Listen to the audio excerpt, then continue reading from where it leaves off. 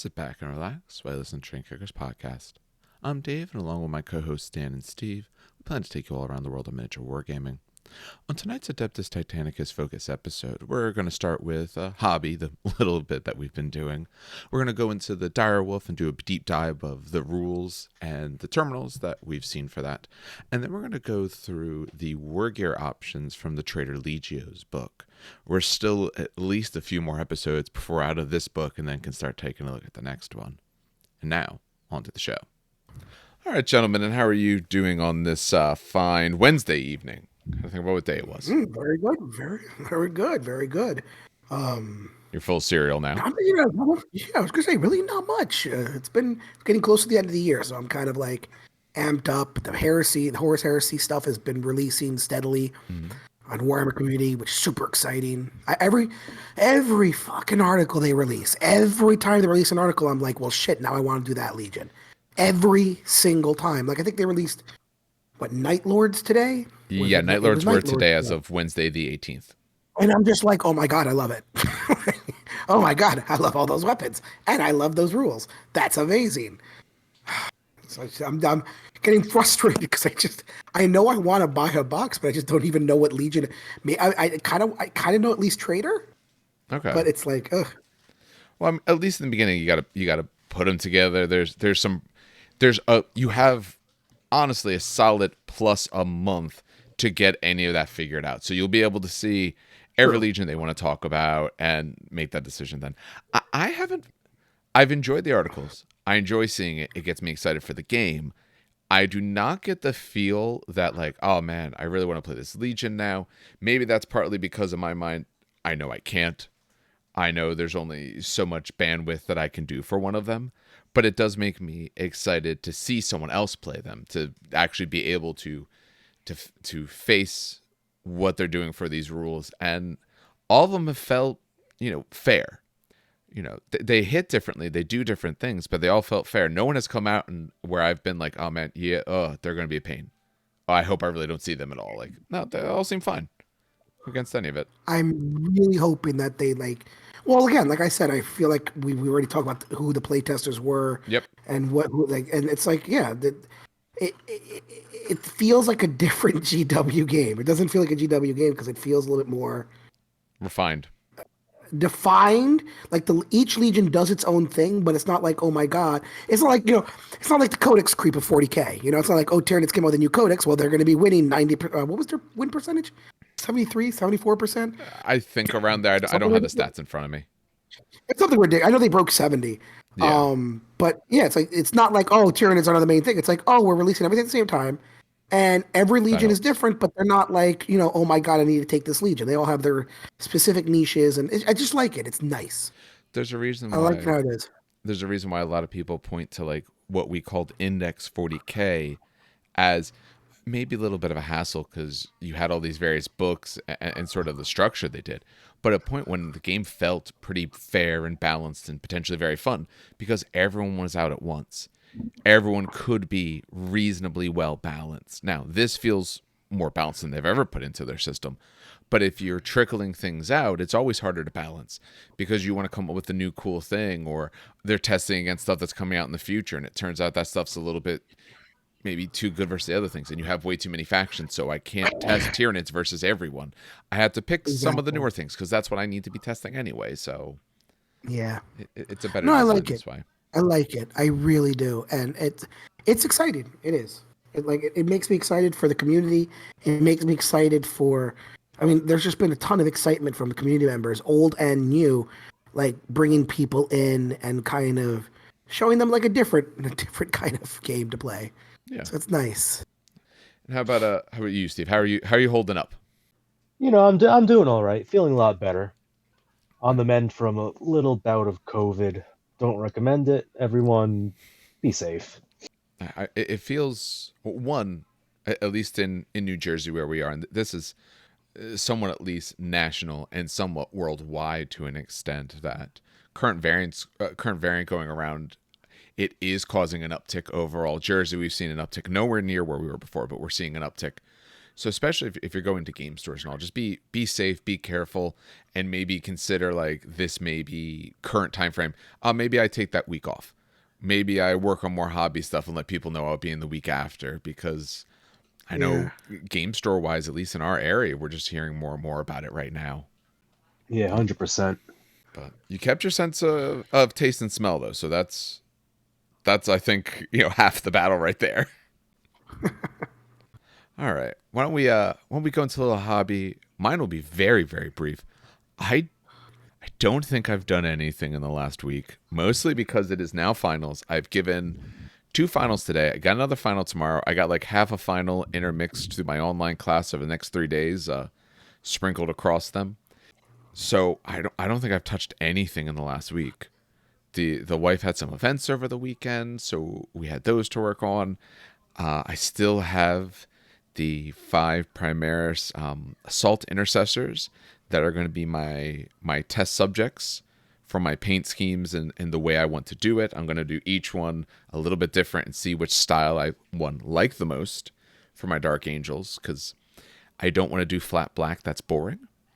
But also to see what I'm willing to paint 40 plus Marines in, because I might find a really good style, but if it takes me an hour plus on each Marine, then there's no chance I'm going to do that. I'm thinking after this week, assuming I don't have jury duty, because I'm supposed to have jury duty on Monday, but it's remote. I didn't realize this. I just got the information today. If I have to actually do jury duty, it is at least at least for like the preliminary stuff, it's all remote. I can actually do it straight from home. Okay.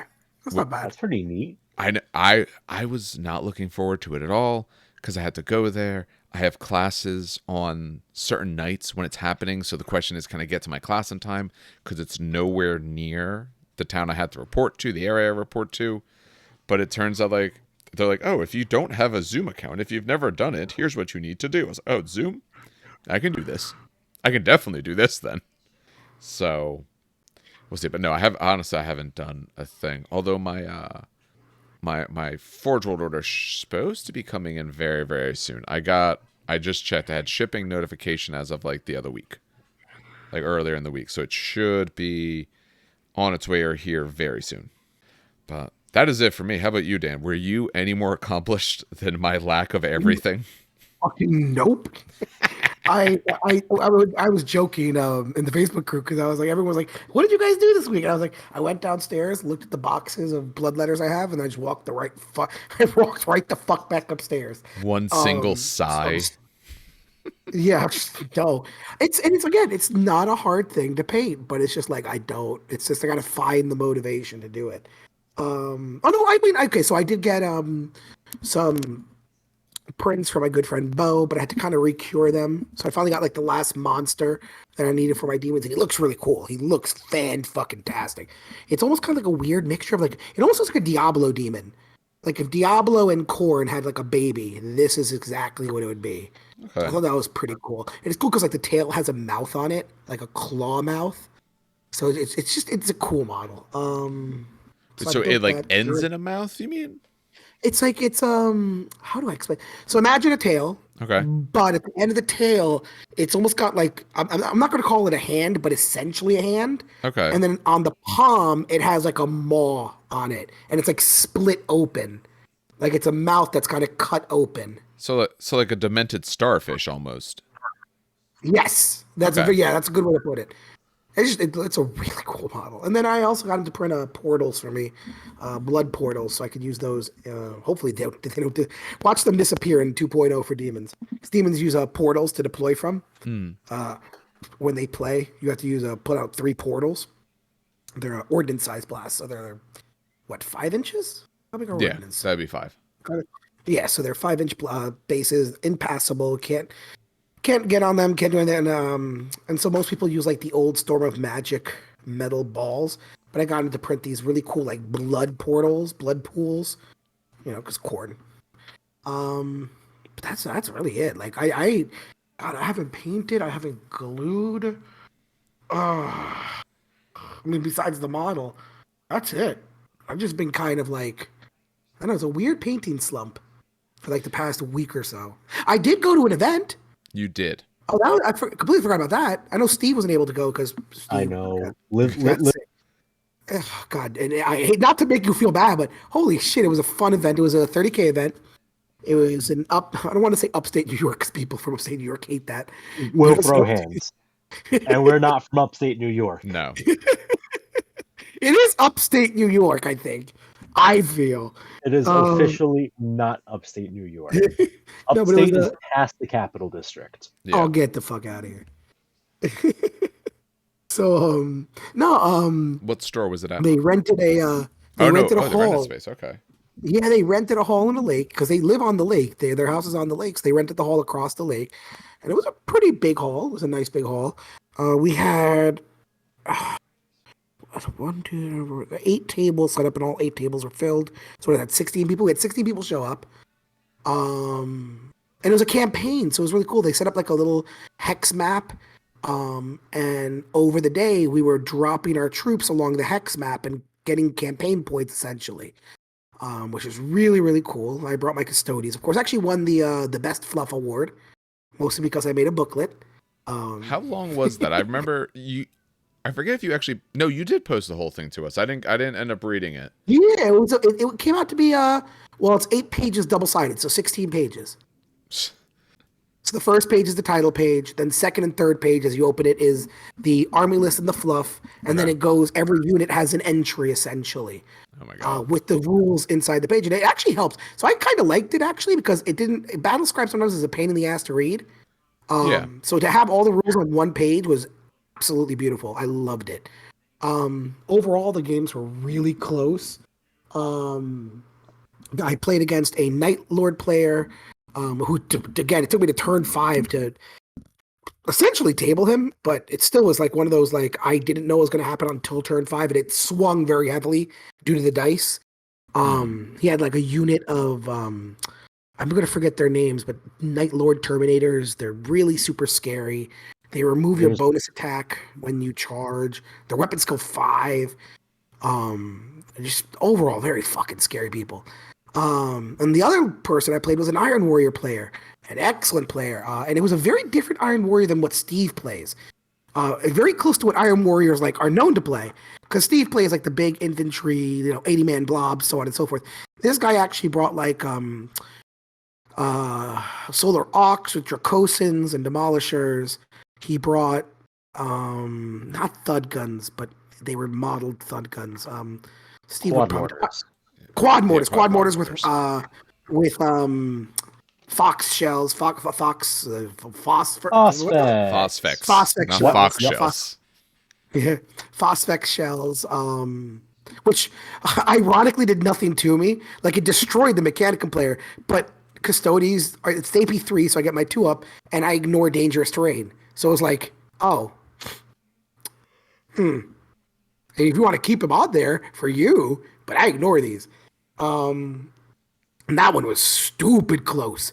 I had maybe 4 models left on the table at the end of the game. And he had nothing left. It was literally, and it was the funniest thing. It was like, so I had 2 Aquilons both on a singular wound because his fucking goddamn las cannon sentry turret kept plinking away. I had 1 Heteron guard with a Paragon blade left, and then I had Marcus Aurelius left. That was it. It was a bloody game, but yeah. And so and then I was gonna post pictures to my Instagram eventually. But it was just a fun day. It was a fun day. We had food, hot dogs and shit, and yeah, it was just a fun day. How many points was Really it? good. 3,250.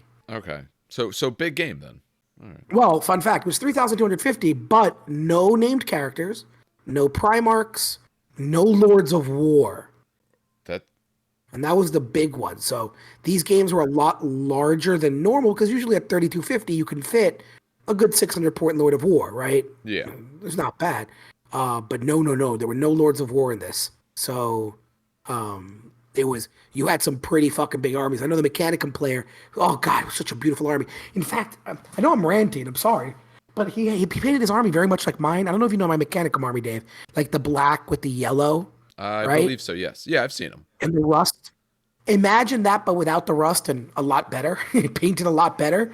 He's a much better painter than I. But that's what he did. He did like black with this beautiful, beautiful industrial yellow, Mm. and like red stripe, and like a red stripe down the right side of the Mechanicum robot. Okay. But yeah, he brought like fucking 3 Thanatars, some Myrmidons, which are these guys with huge shoulder guns and a huge power axe. Mm. It was just a really cool sight to see. Like no Lords of War on the table. Just see like what a Horus Heresy army looks like without big boys. Um, the Salamander player had like 2 Spartans, like 20 Fire Drakes. Um, he had some of the Flamer dudes. What the hell are the Flamer dudes called? Pyrocast or Pyroclast? something? Pyroclast, yes, Pyroclast, yeah. Pyroclast. Oh, and I think I vote, and thankfully this guy won. I think best painted. It was the Dark Angels player. I think I sent you the pictures for that one. Yeah, Dave. yeah, I saw 'em. Yeah, that army. Oh my god. Oh, and I was like, I don't even want to fucking do Dark Angels. But then I saw the special models, and I'm like, oh my god, holy shit. And sure, it was because he painted them amazingly, but just fuck it. Even the most simple squad, like the plasma, the interemptors, I think they're called. Yeah. Nailed it. Yeah, the interemptors, those plasma guns look fucking awesome. Yeah. It's like a triple-barreled plasma gun. What the fuck is so fucking cool? Anyway, so yeah, and the Terminators looked awesome, and the Crusaders, like just the whole army was just fantastic. And then I was like, shit. Well, I kind of maybe want to start Dark Angels then. It sucks because I'm like always looking at these fucking models, like, goddamn, these look cool, and these look cool, and these look cool. Well, Anyway, yeah. Sorry. you like Marines in general, so therefore they're just coming out with a bunch of really cool looking Marines. So Yeah, and it's funny because I did Custodians, I did Mechanicum, I did Demons. I literally did all the non-Marines. you even did though I had a white everything Scars. else. Yeah, I did everything else. Oh, I did have a huge White Scars army. I had 60 fucking Outrider bikes that I sold. I had a whole how much is 100 Marines? Company? The company, right? Yes. What the hell are they called? That's a 40K company. I know, Yeah, it's a but 40K I'm company. using it as a just. Yeah, so I had a company of Marines, 60 bikes. It was 20 Assault Marines, 20 TAC Marines, and 2 Rhinos. Like it was a whole 30K army. I just sold it for the Mechanicum. But I do like the Marine aesthetic. It's not that I didn't like it. I love the Marine aesthetic. It was just way too much for me to paint. But now that I'm older and kind of now painting my own armies instead of paying people to paint it for me, I'm just kind of sitting down and be like, what do I want to paint? And I have Yeah. no fucking idea. The Dark Angels look fucking awesome, especially with he had like a deep dark red tabard against like a nice tan desert base with like desert boots, like the weathering. It was just fucking And then the Alpha Legion player had, oh my god. I mean, he used an airbrush, so that's beyond my capabilities because I don't own an airbrush. But he used oh my god, he had like he used a silver, but then he airbrushed purple, and then he airbrushed teal. But it was like purple and teal, so that when you moved the model, it shimmered between these hues of purple, blue, and teal. And it was a fucking Jesus Christ. I looked at my army and I was like, "Fuck, my army sucks compared to painting." Jesus. What if the painting is in your mind, at least for the moment, because you're liking all the rules you're seeing, so maybe that's not the biggest determining factor. If the paint is one of the bigger determining factors, get some test models and try them in different schemes, because you might say like, "Oh man, I love the look of blank Legion. That'd be great." And then you sit down to paint it, and you're like, "Wow, I can't paint maybe I can't paint it the way that I want it to be," or wow, yeah, I painted it and it took me 3 hours to do one Space Marine, I'll never do it. If that's one of your determining factors, test out some Marines. Like I said, I couldn't find them right now because I've been checking, but like I said, if you happen to see like the Imperial magazine or something like that, you can get 5 guys for like $12, and then okay, that's 5 different legions I can test something out in. I'll pick my favorite 5, I'll paint 1 dude of each. Oh, I agree. All right, Steve, have you been able to do anything, or have you just been too sick for it? And I completely understand if you are. So I went this like, it's okay, I worked my painting backlog, it'll be fine, and then I just fucking slept. Last night I picked up a brush and I base coated a couple bits on some models. I didn't actually get anything painted though. So yeah, that's a no for me, dog. I don't think I even. Well, I played some Marvel Champions, the card game. I'll say even this week I didn't even play any games otherwise. It was just like more like card games and all. All right. Well, we'll hopefully be less boring next week, but that's okay because then for I don't know the first time and I don't remember when there's actually news for Titanicus, which is nice since this is our Titanicus focused episode. So why don't we go into what's the stupid name you call him, Dan? Oh God, I don't remember. Okay, then we'll call it the direwolf. We'll call it the actual name. Oh, Porker Borker. There it Porker is. Borker. I couldn't remember what the stupid name was that you kept saying it was. Porker Borker. Okay. It's gonna stick, you know it. It's not gonna. No, not if I have anything to say about it. Stop trying to make fetch happen. So if anyone is watching on the YouTube, I do have the terminal displayed up. The text isn't perfect. This was someone took one that they had that they got early. I think they scanned it in. It's just not a great scan, but it's at least on my monitor because my monitor's big. It's enough to be able to read, and we can go through it. You can also find a lot of this on like Goonhammer and all. They've went through it and all, but we will discuss this. And in particular, we're going to do a bit of a comparison back and forth. So maybe we'll talk about what it does, and then we'll talk about where those differences lie. So, actually, I will go a little bit back and forth just for this. So, for Direwolf compared to the other one, same scale, so both scale 6. It is 210 points plus weapons, so it's 30 extra points, and then weapons on top. Has command of 4, ballistic skill 3, weapon skill 4. Speed is 7 and 11. Yeah. I will say the points for the weapons are 45 for the neutron and 10 for the mega bolter. Yes, and I do have those on another screen when we get to the weapons for this. Yeah, absolutely. Yeah, so it's a 265 build, more or less default. Yeah. Yes. Well, because it now for the other gun that it can have, will that be the same for the because what it can take a volcano cannon. Is that the same cost as the one for the Reaver? Have we actually seen that? Because they said it's a Reaver volcano cannon. Yeah.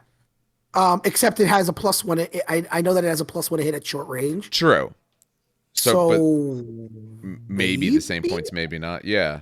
I have no idea. How much is a Reaver volcano cannon? 25? 35? It is 25. It's 25. Okay. So it might be 30, 35. I could see it 30, 35 points. Okay. Especially if it's +1 to hit a close range. Yeah. GW sent some of these out to certain people, not us. But they sent out to other people. It seems like they only sent one out with the new weapon, which I understand, get them hyped about the brand new thing. So speed, we got 711. Maneuvers are 2-4. It has 3 vertical aids. We have the plasma reactor up. It's 6 for the track. So it takes on the 4th is where you start going to orange. And then on the 6th is where you go to red. And after that is where you get destroyed like Dan will do. Its royalties are a 3, 4, 4, then gone. It's the same amount of shields. And we'll go through the overall damages in a moment. So when we just think of stats wise for differences, so command is what, 1 better? Yeah. Yep. Command is 1 better. Speeds are 1 slower on both brackets. Slower. Maneuver is also slower. One both one brackets. less on each bracket. Yep, 1 down on each. Cervicalate is higher though. Yeah, Cervicalate is up by 1. 1 point higher. And the plasma reactor, I believe, has an extra spot, so it doesn't go. Yes. If One you additional roll a green. 2, it's not going to automatically go to orange. Yes. I don't know. I'm trying to think about Warhound. I know the Warhound body. I think it got stronger. Is a 9 enough to direct hit a Warhound, or does it need a 10? No, it needs 10s. Right, Looking so at it, those look. Actually, the damage track looks identical. I have the 2. I'm flipping back and forth. Yeah. Like the head starts at 1113. Starts at 1113. It is 5 before you're 5 into the red, 5 into the red. The body and legs are both 6, 10, 12, 11, 12, 10. Oh, okay. The crit levels. Yeah, the crit levels are a little different. changed. So for the head, it is identical. For the body, on the normal Warhound, it's a 10-11 for direct. On this, it's a 10-12 for direct. So it's one harder to get to devastating and all on the body, and the critical as well. So they're all one higher. For the legs, it was 10-12 on the regular Warhound, 11-12. So the legs are actually one higher to even start hurting. So slight differences. Very slight, but some slight differences, yeah. Huh? So a little more tanky, which I think is needed for this thing, especially with its stalker rule. If it has a volcano cannon, please. If you're taking the volcano cannon, please make it have a higher heat track. Oh, even yes, the other gun is training as well, isn't it? Hold on, Yep. let me pull it up. Yeah, I think it's training so. as well. Yeah, it is. So yeah, no, please, Lord have mercy. Okay.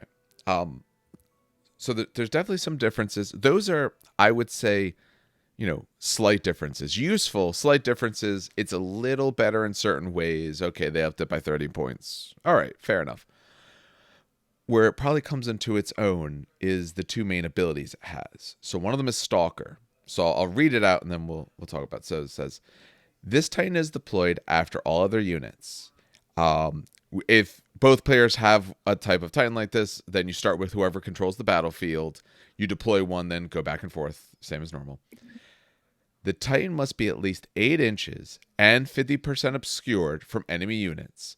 You don't need to meet that condition if you're in your deployment zone. So you can deploy it anywhere on the board outside of 8, at least 50% obscured from the enemy. Or deploy in your own deployment zone as you wish. And it counts as deployed for the purposes of determining which player finishes deployment first. So it counts as already being the way I read that sentence means it already counts as being deployed. So it doesn't count as the deployment that you need to do. Yeah, it doesn't count against you. Right. It speeds up your deployment. Technically, it could shorten your deployment. Absolutely. So, go ahead. I like it. I like it a lot. Mostly because I'm a sneaky little shit, and I know Titanicus is all about positioning sometimes, and the ability to. I mean, this is also a little side note. This is completely dependent on the table you play on. By the way, if you play on a Planet Golf Ball, then this doesn't fucking matter. But if you play on like a normal size board with actual blocking terrain and like buildings or forests, you can count as like blocking. Nice big hills. Nice big hills. So yeah, stuff like that. This is really good. I like this rule a lot. Just in 30K, Scout and I think it's Scout. It's not Infiltrator. Oh, even if Scout and Infiltrator. Well, yeah, that's a rule. Yeah, that is a super good fucking ability. Because it allows you to reposition and allows you to position further up the battlefield and take, basically, sometimes even use to take an objective before the game even begins. Excellent abilities. And this is the same thing. It allows you to just kind of, you could put it in your own deployment zone, sure, in case you don't want to. But if you want to put it like all the way on the flank, especially when we talk about the weapons later, I like this ability a lot. I like it a lot. I think it's useful. I do like it overall. I think it can absolutely be a trap because this thing is a little bit tougher than a Warhound, which means it's card stock instead of paper. If your opponent can bring to bear a couple big Titans on it, this guy can go down very, very quickly. But especially, like I said, when we get to the weapons, with the one weapon, it can very much matter if I get a good shot on you. Or if I get a shot to your side on you and what could happen to you with that. So I like it. I don't think you necessarily want it right up front and center. But I think, maybe you hide it behind some bigger terrain halfway up because you're a little bit less maneuverable. You're a little bit slower. You want to be a little bit closer. I like it. And it could help you guarantee you go first. Mm-hmm.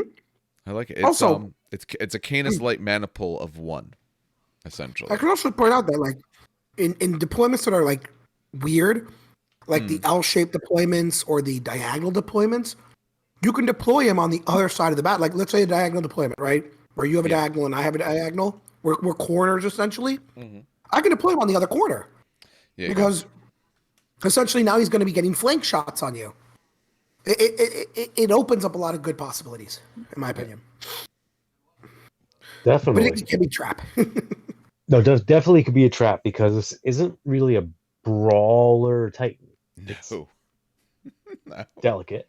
It's long range. You're not throwing it up like you would throw up a Warhound in a Canis Light Maniple. Mm. So yeah, no, definitely, it's a neat rule. I think it's nice because it's at the end. You could react to your opponent's deployment, and okay, there's a Warlord Titan. I'm going to get just the right angle on it before we start the game. Yeah. All right. So its other special thing. So this is on the back of its terminal. I'll go through the short one first. It's an auxiliary Titan. The same thing the Warbringer is. So it counts as an auxiliary. A battle group can include at most one auxiliary Titan as reinforcements per maniple or Night Lance in the battle group. So you can bring one per maniple. Unless you're playing a big game, that essentially means you bring one. And it's one auxiliary. So if you're using it in its auxiliary capacity and you only have one maniple and you're not using a maniple that has a Warbringer in it, it's one or the other then. So could be a little restrictive if you're using that. I was gonna say Warbringers are only used at like what 1750 and high, or even at 1750, you don't really bring a Warbringer because it's a Warbringer and 3 Warhounds with Vulcan Mega Ball. There's nothing. That's a War Master you're thinking of. Or War Master, sorry, yeah. That's all right. Though same idea holds there as well. But Yeah, no, I'm thinking same idea Warbringer holds. because he's a little lighter in points. But where you probably have this guy shine is he has Heavy Scout Titan. So it says each maniple in a battle group may replace a single optional Warhound Titan with a Dire Wolf Titan. Legio Audax maniples may replace a single mandatory Reaver or a single optional Warhound Titan with a Dire Wolf instead. This allows the fielding of Legio Audax maniples that were previously inaccessible to the Legio, such as Ferox or Venerator maniples, so long as the maniple includes no Titans of scale 7 or more when assembled. Direwolf Titans count as the Warhound or Reaver they replace for all purposes of maniple rules. So it can putting Audax aside for a second, if you're running any other maniple that has optional Warhounds, you can throw one of these guys in. It does have to be the optional, so it can't be the mandatory choice, but you can just throw one of these guys in as the extra. I mean, I have no comment on the rule because it's like this is a weird rule because it's just it's a formation rule. So, like if it's not like a rule. It's this is how you play the Titan rule. So, I mean, it lets no comment, I guess? It lets you bring him. Well, yeah, lets you bring it. So, like, I can't. It breaks. It does break the maniples though. It does, or at least that little bit, which is interesting. Which one does it break, or how does it break? I should say. Well, it isn't like it's not broken, but like it breaks the normal rules. Like, I don't know how to explain it. So, like, you have one in the Axiom as the optional Warhound, things like that. I like that I can get into the maniples because it then benefits from the rules. Yes. Whereas an auxiliary Titan doesn't. Mm-hmm. So it's definitely more than just you could take this Titan kind of rule. You know? Yeah. You can take them, they'll count, and you still have your auxiliary spot open if you're doing something, if you want a Warbringer in that spot or whatever you may be running. Or you could do a second Direwolf. Exactly, yeah. You put them in there, and then one here's inside, your one outside. Mm-hmm. Okay. Because there's, like, what? I'm looking at them now. So, like, Axiom has an optional Warhound. Venator does. What is it? Janissary. So there's quite a few of them if you look through that actually have it as an optional, so you can grab them up. And for Volpa, it's very interesting that Janissary, because now they could face the Reaver with one, and they could bring an escort of knights when they move, Yeah. which they couldn't do before. So that might help them box stuff in, or I don't know, but it opens up new gameplay. Yeah. I think it's interesting. For Dan's love of Regia, you could have one of these guys be part of your fire base. Try to shut down another Titan before your two warlords go stomping in or firing in. The Oh biggest thing. my god, we could do Yeah. Ferox now with those guys. Yep. If you're doing Audax, yes. For Audax, you can now do Ferox That's and cool. Venator. Because there it's allowed to because we've read it and it's important to see this. It's optional for anyone else if your Audax where was it's a single mandatory Reaver or a single optional Warhound. So it's always optional Warhound, but it can be an Audax. It could be the Reaver, the mandatory Reaver. So like I said, so Ferox, because it's one Reaver, two Warhounds. You can now put this guy inside. So now you have that possibility on them, which isn't bad. They mention Venator because that's one Reaver, two Warhounds. Okay, this is your Reaver, quote unquote. And that's the one where, depending on the weapon on him, not as useful for there, because that's the one where if the shields go down, you get a shot, but it Yeah, counts. bypass would be useful, but if you take the volcano cannon, it has some play in there. Even there, though, the bypass weapon might not be so bad because it could still potentially shut it down. Oh no, the bypass weapon is always good. Yeah, so I mean, you lost your shields. Now I've shut you down. Now you're easy pickings, and I do like that. I like how it opens up options for them. If you're someone who is either playing Audax or wants to do Audax, now one, you have an extra choice, and two, you've just gained, for the moment at least, two mana pools. They're the only ones they mentioned. I don't know. Three. Janissary as well, actually, yeah. Yeah, Janissary and Firmus. Because the Firmus lets you move around hits between Titans with a command check. Or they take a command check. Wait, which one was that? This is the one I never really got too into. For what? Firmus? You Yeah, the could control, force your you can opponent to take nominate a command different check, one. or else you reallocate. Which Yes. could be interesting to, try to juggle around damage between Warhounds, keep them alive. Okay, that could have some play in a Audax Force. It just gives them new toys to play with, and I'm happy for them because they've literally had two mana pools and one class of Titan for 2 years since they got their rules. Yeah. Maybe 3. For too long. Now you have some options. You have a different looking model, and yeah, it gets a nice little replacement. Did either of you pre-order any of these? I have not because I'm waiting to do a Forge World order for like some dice and stuff, and they took all their dice down for the moment. No, I think they're repackaging them, which is funny. They are. For the I heresy. was going to order them last week. I was like, I'll just do it this week, and it gave me like their like crashed, Thunderhawk, whatever symbol they give when it's down. That sucks. That's fine. But did either of you actually pre-order one? I did not order. I did not order for the sole reason that I'm probably going to buy the Heresy box set. All right. I mean, US is not that bad. It was like 50, which is or 50. Oh no, the price absolutely is... competitive. Absolutely competitive. 100% competitive. I don't know who's smoking the good stuff at GW and Forge World. They saw that they're smoking the good shit. They saw their miniature sales were decreasing. Their one mistake was not selling weapons separate or offering both weapons for one chassis. Places like Battle Bling are probably like so happy right now. But no, it's $55. Not a bad price. It's the same price as those super tiny little baby knights. Exactly.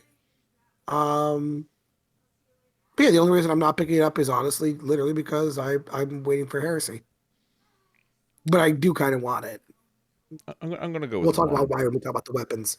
Yeah, I'm gonna go with 1. But let's take a look at its weapons. We'll start with the least interesting. Like I said, we have not seen its volcano cannons. We don't know. We know essentially what it does, but we don't know costs and all. Like I said, it's a +1 to hit in short range. But so we'll talk about its torso weapon. So it does carry its weapons differently. It has essentially a torso weapon, a carapace weapon. The torso weapon's the same for either option. It's an Ardex Defense Mega Bolter, short range 10, long range 20. It's 6 dice, strength 4. It's paired and rapid. The paired is important though, because Yes. if half the gun hit, you have to split it up. Like if half the gun is blocked and the other half is not, then one gets -1, and the other 3 don't. It's a Vulcan Mega Bolter. Literally one Vulcan Mega Bolter cut in half, stitched on both sides of the Titan. Exactly. That's all it is. Normal front arc for it. So, but it's 10 points. So that's nice and cheap, at least for a mandatory option. The neutron laser is probably the exciting part about this thing. I think it's a bit of a trap, but when it works, I think it's nice. So it's again, front arc, short range 30 with a +1 to hit, long range 60, single die, strength 7, bypass, carapace, draining, and shock. So bypass, you don't get shields. Doesn't care if you have shields. Carapace is just for your size, so you can't hit anyone who's smaller than you when they're within your scale. Draining, so at least you have the longer track. So when you roll your reactor die, you're not going to immediately go into orange and hurt yourself. And shock. Shock is a 3-up if you do at least a direct. Is that correct? Correct. Yeah. Yeah. So Yeah, page shock 167. 167, thank you. Yeah. So after making an armor roll against a Titan, these are not knights. You roll a d6. If you cause a direct, devastating, or critical hit on a 3+, essentially, target Titan gets shut down. It moves at the end of the phase instead of staying until the next turn. And if you don't do any damage, this only happens on a 6. Okay, so you still do get a chance at least. Okay, that's good. Yeah.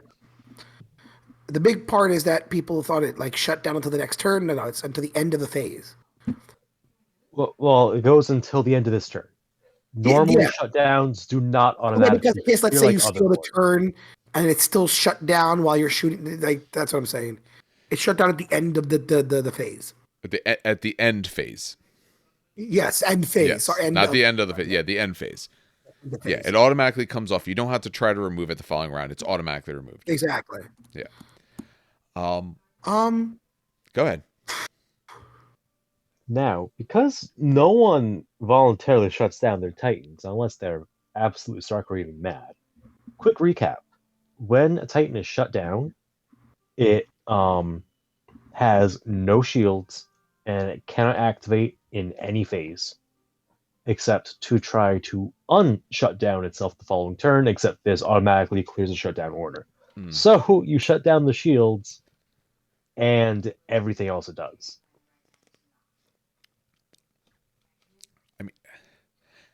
And I believe they also will get to vent heat when that happens. I'm not sure though. My rule book is not handy. I can check while you guys talk about it for a second. I have the rule book here.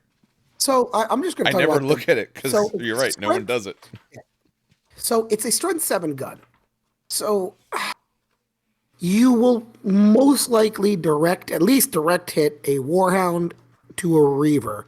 A Warlord body shot needs a 5 to do a direct, which is.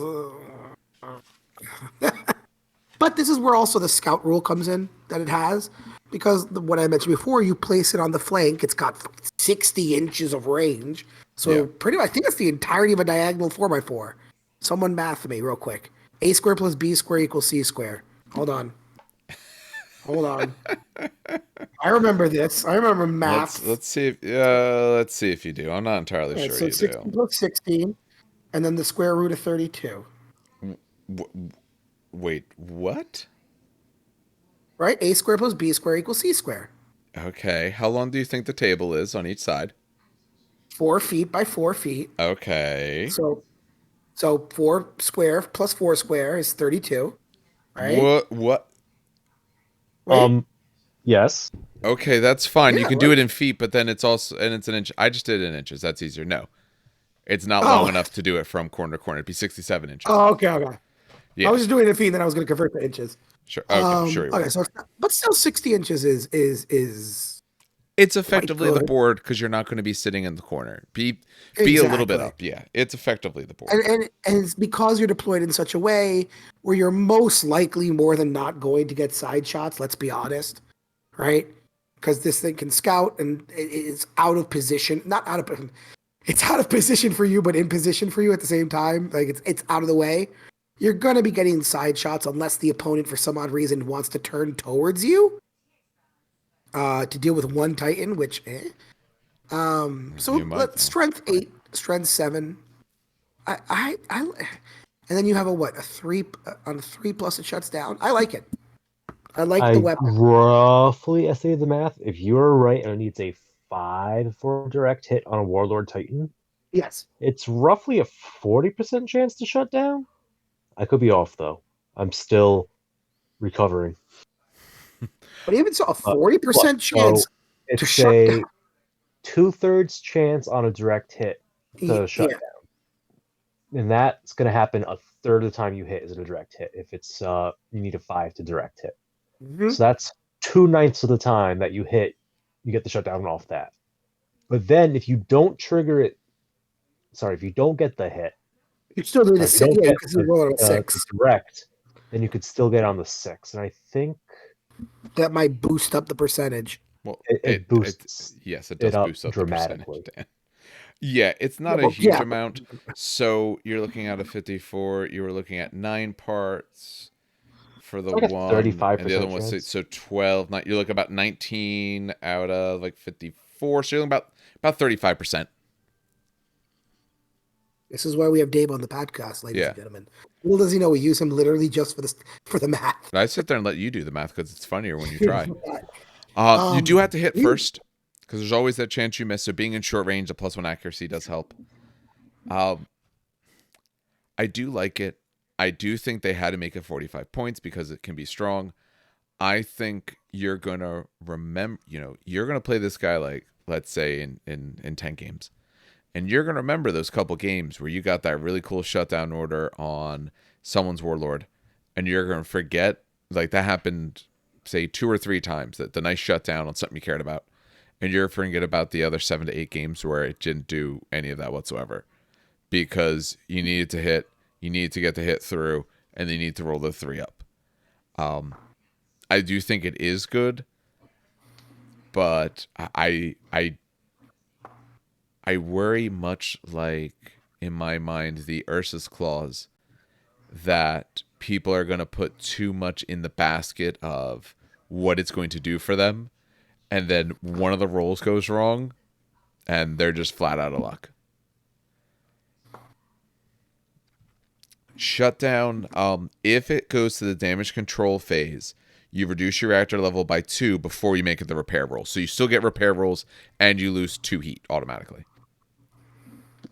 Okay, okay. so if you hit someone with first fire and shut them down, they shed 2 heat. Yeah. But if you hit them in the combat phase, they don't. True. Interesting. Now, also of interest, because before this there was probably some strategy I'm not thinking of that did this.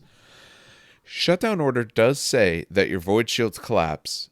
It doesn't say they cannot be brought back up. So if you did this, at least on my reading, and maybe they FAQ'd it and I just don't have that in front of me, but on my reading, it means if you did do this on a first fire, when they try to repair, they could potentially get their shields back. Because it doesn't say your shields stay down. They just go down. Does it specifically say void collapse or void shield burnout? Your void shield, it's void shields collapse. Okay, so yeah, then Yeah, you could bring them back interesting. then. I like it. I mean, this is obviously the one when I'm going to get him with this cool gun. I'm going to try it. And Yeah. yeah, I'm also going to remember the cool time he shuts down a big piece I was worried about. But I also know there's going to be plenty of times where I roll the die and he's going to roll 1. or I'm gonna roll a 1 to do damage or not enough to do damage, and then I'm not gonna roll that 6. But I should also point out, like, this also does depend on the Legio you play, the mana pool you play, yeah, there's a lot of literally well, everything, because we're looking at it just base stat, right? But let's say you stick this motherfucker in like the hell is it called? A Venator mana pool, right? What's the one that gets a free shot? Is that a Venator? the The Reaver gets a Venator, free Yes, shot? sir. yes, the Venator does. Sure. Put that in a Venator mana pool. You blow the shield in one shot. That Reaver lights that whatever you just lit up. It lights it up. That's on. Oh yeah, because that is technically a shield collapse. So Yes, it is. it would Yep. work if you're Audax. You could have it be shooting. If you're any other mana pool, you could on that shot. If you collapse the shields, then you do get your free shot at it. So yeah, Yep. that's I'm just not a thinking bad like tactic different for it. things. But I'm just we'll talk about like different things you can do later. But I just want to point out we're just talking about the base gun with nothing on it, no upgrades, no Titan upgrades, no maniples, and nothing. And even the base gun alone is already, I think, worth it enough to play around with, not including everything else you can do with this. I think it is worth it, and I think it has to be because if it wasn't, why bother looking at it? Now, like I said, Exactly. this boy's going to be expensive. He's what 265. That's that's reasonably up there, and he can do some good. But yeah, I think you do. I think maybe that's the right, at least in my estimate for the moment. Maybe that's the sort of right call is Venator because now you get a bonus as well when it happens. Because otherwise, I think this guy's going to get shot down real fast. But I like that. You could put him off to the side, try to give him a first fire, see if you get lucky. If you can get to the side, I like it a lot more. If you can get even that extra +1. Because otherwise, think about it on a normal Titan. If it's a strength 7, you need at least a 3-up to even get the direct hit on, say, the body on any of these Titans. Maybe you need a 4-up, so you're already 50% of the time not getting it, and so on. So Even just shooting a freaking Warhound. A Warhound's body's what, 10? 10. But that Yeah, means so 3 up. Yeah. so yeah, 3-up on the Warhound. It's going to be like a 4-up on bigger ones, but that's also depending on where you hit. If you hit the Yeah. wrong area, maybe now you need a 4-up or a 5-up, depending on that. So Very true. it's good. I would want to play with it a few more times before I either sing its praises or dash it to the rocks. But it's exciting. Either way, it's exciting because it's something new. It's not nearly as I exciting like it because it's resin. weird. Yes, it's weird. But it's resin. To me, The entire thing is not resin, right? the entire thing is Is it- resin. The whole thing is resin. Yeah. There's no Warhound underneath there. Yeah. My Now like there's of this- third-party kits that make Warhounds, and my like of it actually did decrease right there. I did not realize it was fully resin. Yes. Yeah, if you look at it on Forge World, they show you it put together, and then they show you the individual pictures, and you can see, yeah, it's 100% resin. Yeah. That does not make me happy. No, agreed. Okay. Okay. That's not good. But at least it's a new Titan, and because it's so similar in size, there's nothing that doesn't say you can't just proxy with one of yours that you have now. Just try it out, see what you think, while you wait for your resin miniature to make its way over from jolly old England. But yeah. Any more thoughts on this little tanky boy? Like overall base stuff. I just like them. It's a good solid like. And the weird part is, so a lot of you said it was expensive, but ironically, it's in weird point level where it's literally not as expensive as a Reaver, but more expensive than the Warhound. And I don't know about you guys, yeah. but sometimes I'll find myself in this weird bracket where I literally don't want to bring a Warhound because then I'm down like 100 points, but then I can't bring a Reaver because it's too many points by like 50 or 60 points. So this, funny enough, fills a really weird gap. that I've actually been having a hard time filling sometimes with my lists. Because I'll have like 300 points left over, right? That's not enough for a Warhound. Even a fully decked Warhound is what, 240 with 2 plasmas? That's Still right. 60 points Yeah. under, which is then I can't take a Reaver because a Reaver I think base is already 300. I think its But this base is is a like a little less, really but once weird. you put the mandatory weapons Yeah, on, once you yeah. put the weapon on it, it might go over there. So this is a really weird, like it actually does, funny enough, fill a really good niche for me. Weirdly, I'm just, yeah, I like it. All right. I really want to run one and see what it does on the table. Yeah. I am very much a person where I actually have to play the thing to get a better feel of it. Because my thing is, I'll go off of law of averages and figure out number wise, does the weapon excite me? Nice, but not necessarily super exciting. But maybe it's even worth it just in terms of the fear of what it could do. Maybe your opponent does have to turn a Titan towards the side where he knows you may go, or deploy in a spot he may not want to because he knows you could pop to there and shut down and have a shot at his warlord. And now you've lost your full turn and I can fire at him with impunity. So Yeah, like if it like when it works, this will work. Um, like not even fuck it, not even shutting down the warlord because that's a harder chance. Shutting down a warhound in the middle of the table when or even like here's a big thing. Warhounds like to stick together and share their shields, right? Hitting a fucking warhound and just deleting 4 shields automatically when they're sharing shields is ridiculous. yeah. You just pop 4 shields with 1 shot. And in my opinion, that's a really good deal. No, I agree. And it's on a warhound, if you get the right spot, fairly likely, not 100%, but a good, a fairly good chance that you can actually do that. But that's not the part you're going to sing home about. It's the same way, like Inertia's Claw, you got good chances against the Warhound, but it's when you take down the bigger ones is what you talk about.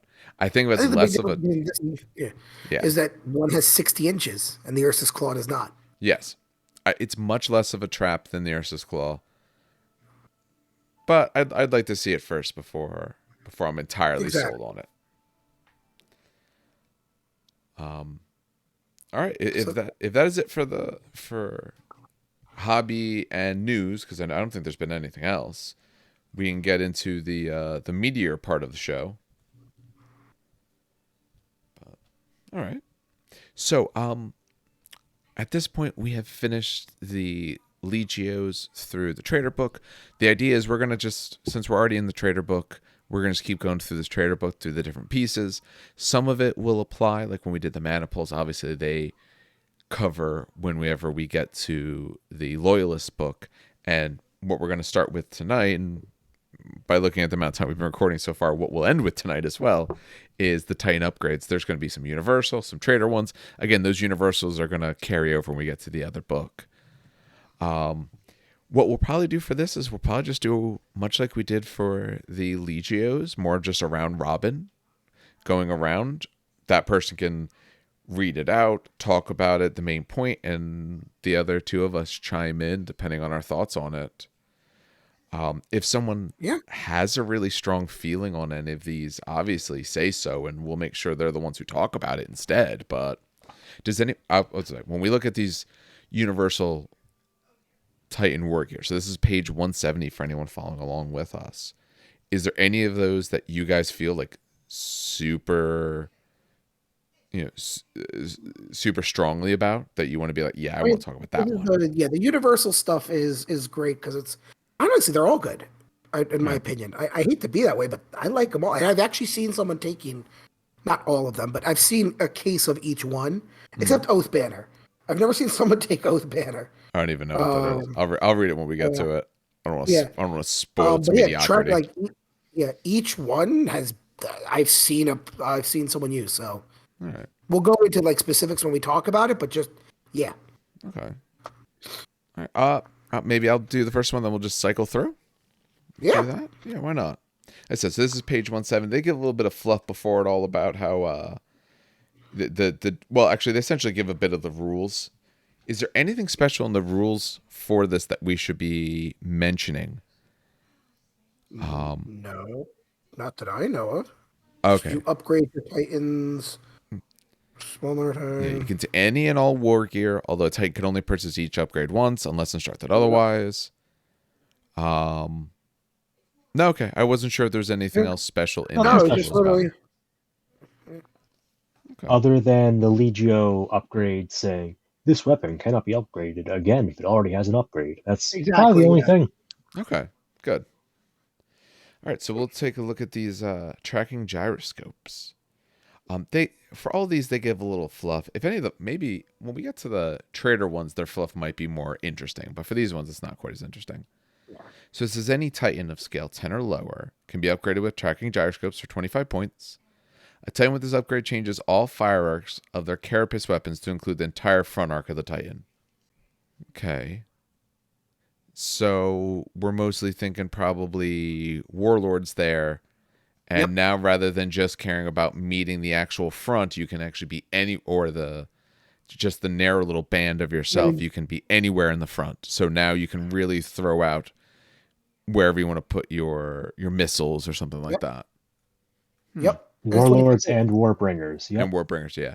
I haven't finished putting It's together my Warbringer, so I forget about him. pricey, It's but it's very it is pricey. a big quality of life upgrade, and Yeah. it's not uncommon to have 25 points lying around. So you throw towards this, and you go, thank God I could think a little bit less hard during my game and focus on, you know, countering my opponent rather than facing the right way. Yep.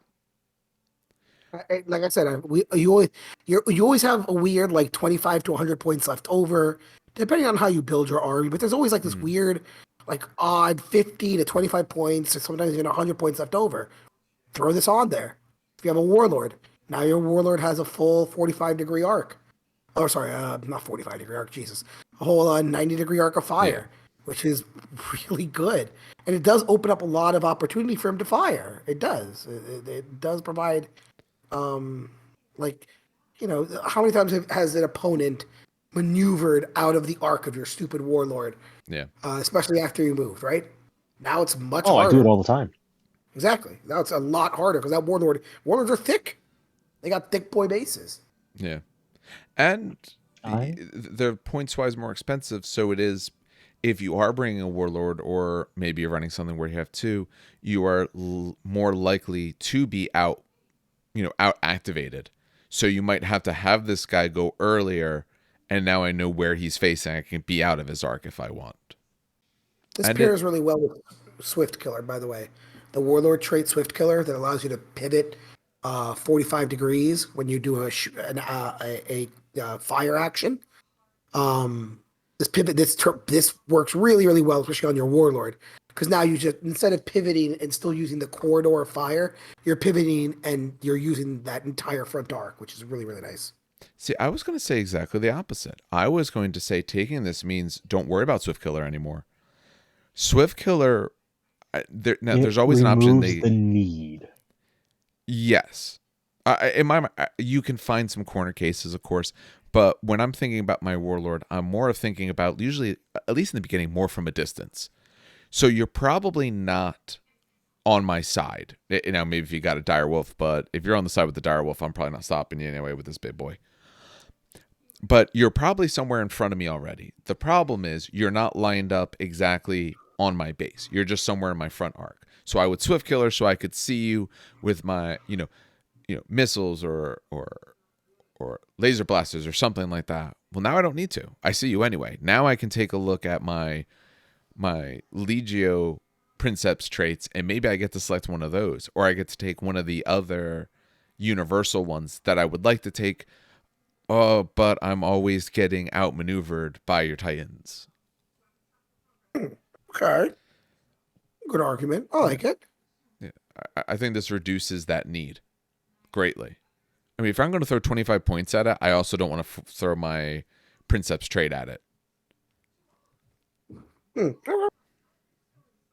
But I think this is a must take in an Arcus maniple because While you do Yeah. have the Warbringer and the Warhounds scout for them, having to have the corridor on your main weapon option is a drag. Mm, So opening it from corridor to arc, that's where you're really going to get the most value per point, I feel. I Especially since you can ignore line of sight. Um, But yeah, not no, I arc. agree with you 100%. So when your damage dealing is locked into that narrow line, widening that, it helps. It helps a lot. yeah. Especially since it's a narrower line too, because it's a smaller base. Ooh, that's very true. So my Warbringer's not put together, so I often, honestly, I just don't think about it. I completely forgot that it's essentially its weapons are the weapon you're firing, caring about. This weapon is corridor arc, Mm-hmm. and yeah, that is smaller, so it lets you now get a lot more freedom. Overall, good. All right. Pricey, but Yeah. I can see why. It's pricey. You're not automatically taking it. No. It's what we like to call competitively priced. Yeah. You know what I mean? Yeah. It works if you take it. It's not going to break your bank, but it's not like, oh my God, I need to put this on every single Titan because it's overpowered. Yeah. Cheaper, yeah, you probably would just throw it on your warlords just so they can go sit in corners and hit whatever they want. Exactly. All right. It's competitively priced, which I like. I Yeah. like competitively priced. All right. If we follow our standard order of things, that means Dan is up next. And this Yes. probably fits along very well with the other types of things you already take in your Legio, at least Actually, by no, I don't name. use this next one. I do not use this next one, and there's a reason why. Oh, But I'm sure you don't, but so, just the name itself, oh yeah, no, more yeah, the Auspex targeting stuff. aspects, ranging aspects, yeah. So ranging aspects is any Titan can be upgraded with ranging aspects for 15 points. In the combat phase, a Titan with this upgrade can pre-measure the range and check weapon arcs between itself and potential targets before selecting a target. Again, as Steve kind of called it, this is a quality of life upgrade. 15 points, in my opinion, is a bit too expensive for this one. Yup. I would have seen this one better at 10 points. Um, and I wouldn't take this one anyway, mostly because the way I run my Titans, I'm already within that 24-inch gap. Like maybe one turn I might not be able to reach you, but definitely by the second turn I'm reaching you. So I don't know, 15 points probably too expensive. I wouldn't take it. But if someone has a spare 15 points and nothing else bites their fancy, this is not going to hurt you. You know, it's it's a perfectly fine, competitively priced upgrade. Something to keep in mind is that pre-measuring kind of goes both ways, where if you know how far they are, they immediately know how far you are. So you can't be clever and like, ah, ha, I know how far you are, but you don't know how far I am. Whereas you could kind of do it when you eyeball it. So depending on whether or not you enjoy that element of gameplay, you might love or hate this upgrade. I know originally they were thinking about making this a pre-measuring game, and the ranging auspices kind of lets you turn it into one for 15 points per Titan. Yeah. Um.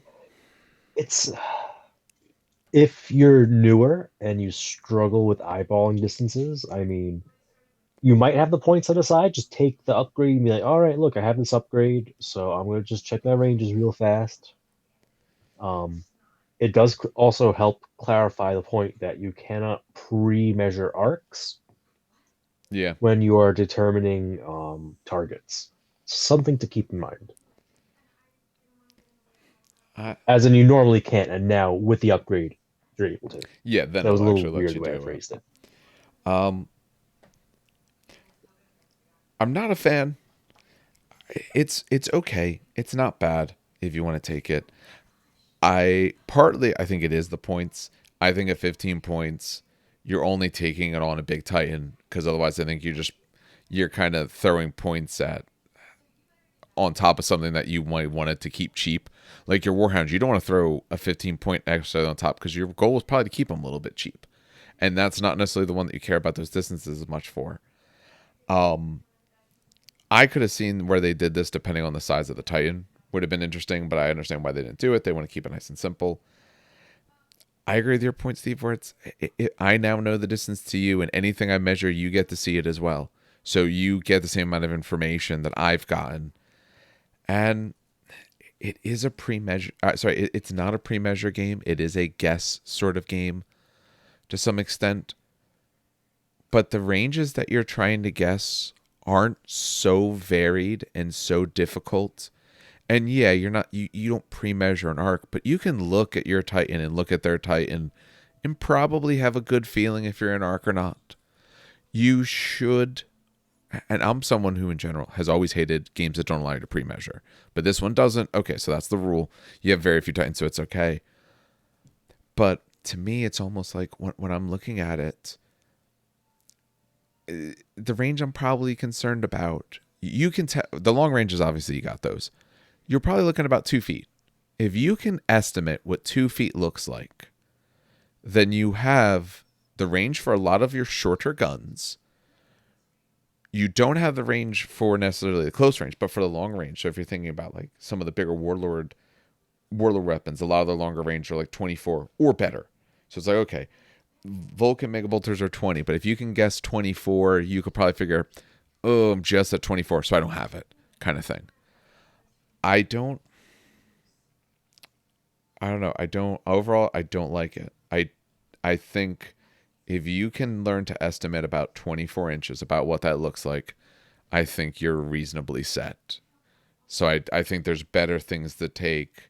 And I haven't read the rest of these for the moment. I don't know them off the top of my head. But I think there's probably better things to take for whatever the points are going to be. Like I said, it's one of those things where it's not an amazing upgrade. It's not the worst upgrade. You take it, it's beneficial. And that's okay. Yeah. And a I'm hoping normal none of them are upgrade- not beneficial if you take them. Makes you worse. Well, listen, after doing that one fucking bullshit, what is it? Not a Scara. Yeah, oh, Jesus Christ. No, And it sucks too, 'cause someone was- Callistatai. My apologies. It was the Callistatai. And you know what sucks too? Someone had a beautiful paint scheme for it. Someone's been doing like posting the beautiful paint scheme for it. And I'm looking at it and I'm like, oh, I'm so sorry. Oh, I insulted the shit out of your Legion. No, you paint it that way. Just play it as something else if you want. Like, who cares? Play as whatever you want. Have fun. You put a bunch of money into models and you spent forever painting them. Play them with whatever rules you want. Doesn't matter. Like I said, so it's okay upgrade. Steve, you want to take the next one?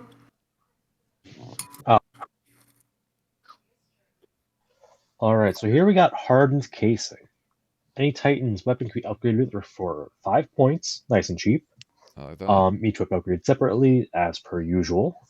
What happens is then the armor roll needed to disable the weapon goes up by 1. So the example they give is a Reaver arm melta cannon goes from a 10 up to an 11 up in order to disable it. However, after a weapon suffers a detonation effect, the upgrade has no impact to the rest of the battle. It exists. I've seen it taken. I've never even considered the fact that it exists. I had one person seen it. I've seen one person take it, but again, it's like I had. Did they remember they had it? Yeah, they did. It actually. I might put it on the Borker's main gun just to keep it around that a little bit longer. Someone put on the volcano cannon. The fun fact that actually did stop me from killing the volcano cannon. Annoyingly enough, it feels like this is specifically in case there's that one Tiger Eyes guy that keeps trying to rip off your arms, and like no other purpose. It's 5 points. If you have 5, I don't think there's any 5. There's been some we've seen. I don't know in this. Oathbearer, the one you've never seen, is 5 points. It's for knights though. That's why. I don't like it. I think this is a nice way to spend 5 points that you, unless you intend to do this, unless you've gotten used to doing it, that you just won't remember that you spent. You'll remember later when they disabled your weapon. Oh wait, I was supposed to be one higher. What did you roll? It doesn't matter anymore. That's what this feels like to me. You're not going to remember at the time. I wouldn't. I don't know. And they have to hit your weapon too. So they have to get the shot on you. You have to roll the die and get the weapon. You have to get the correct weapon. Then they actually have to hurt the weapon. with a weapon that doesn't care about that cares about there being a +1. I don't know. Go save 5 points. Save up a few of them. Spend it on something And else. then you lose it if they happen to blow up the weapon. Yeah. So they ever hit again, yeah, then Which you're means you can't even +20. like cross out the numbers and just write in your own numbers, because once they blow it up and you fix it, it's gone. Like I said, it's It's again. it's bookkeeping without Yeah, listen, if you're much at of an upside. 1745 points, if you're at 1745 points and you have, OCD and you don't want to, you want to be at 1750, boom. Here's 5 They go with points. banners. Exactly. I I just think if it's not part of your game plan, you're just not going to remember it. Or you're going to remember it 2 turns later and then you're going to be like, "Wait, what happened on that?" It doesn't matter anymore. Save your points, save the headache. I mean, at least the weapon to hit profile is standard across your Titan. But yeah. No. It's I mean, Warhounds are what, a 9 to hit the weapons? And now you can make it a certain 10? weapons, yeah, at least are a 9. Whoa. I don't know if it's all of them, but I know on certain I ones it's a 9. think it is. Warhound. Actually, no, my apologies. It's 9 on all their weapons. All their weapons are on a 9. I think Warhounds, everything's a 9, Reavers, everything's a 10, and then the Warlord goes up to 12 immediately. I'm not sure on the Warlord, though. I don't involve it Warlord enough. is all 11s. I never actually, you know what? Oh, it's only an 11. I've Okay. never noticed. I guess I've just never looked. Warhounds are 9s. Reavers are all 10s. Warlords are all 11s. Warbringers are 11s because they're essentially Warlord style chassis. War Masters are anywhere from 10 or 12s. The Oh, Iconoclast is that's all annoying. 12s. Okay. I've never noticed that they just like pop it up one each.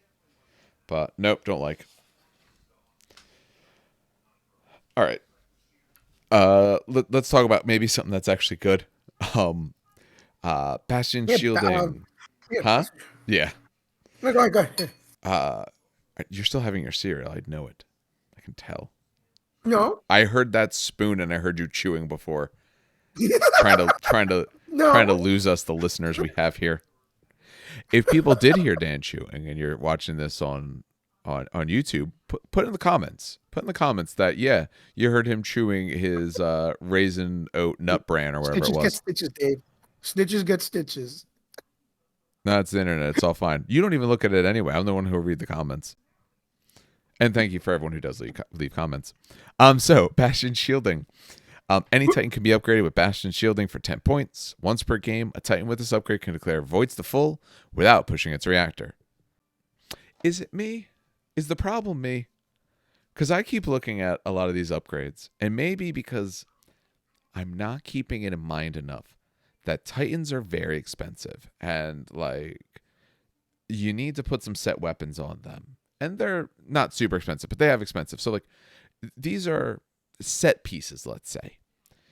So like 10 points, you might have that. Because when I look at this, why the hell would I want to spend 10 points on this? But is that me? Am I thinking the wrong level? Should I be saying Well, it's you have 10 I'll put it points this left way. over. My Warhounds take this almost every time, because I almost always have the 20 or 30 points in my list. all right. And I go, oh, hey, look at that. I get a free push, which means I'm not burning out my reactor on the first pushed save roll I make. I guess it's like because it's what essentially let's call it like 5% of the cost. So for 5%, I will make sure I add this to it. Maybe that's the problem. Maybe I'm thinking about like but It's it'll one nickel free and dime blank me. on a Well, I got push. nickels and dimes. All right. Maybe that is good then. That's true. Yeah, you can do it to full, and you're not going to just get hurt the first time if you roll that double reactor. Oh, I mean, again, if you have 10 points, 20 points, and you want to put this on a Warhound, go ahead. Warhounds suffer from the death spiral more so than any other Titan. You roll 2 heat, boom, you're in the death spiral already. Nothing you can do about it. So it This is helps. so worth it on Warhounds. If you're running a If you're running that annoying little knot of warhounds, you always take this because the more pushes you could take without going into the orange, the happier your warhounds are. So even just that one free push can make a difference. I think if you take it, I think that's the only one you take it on. Yeah, I don't think it's taking on anyone else. Yeah, I can agree with it on a Warhound because, yeah, I don't want the first round where I'm already going to be into the orange, guaranteed.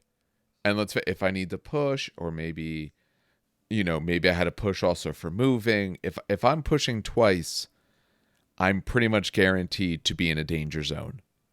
If I push once, I could be. I push twice, I probably am. So, hey, here's my spare on my shields the first round. I didn't have to bother pushing. I survived a little better, and I, didn't take strength body hits or anything like that.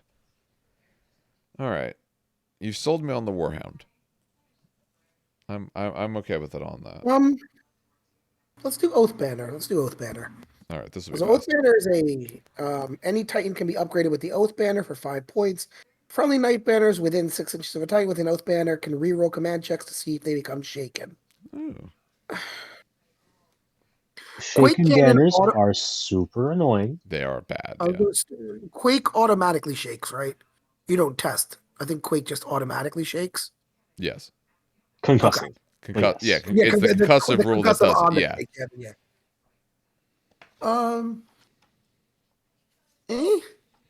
It's to me again.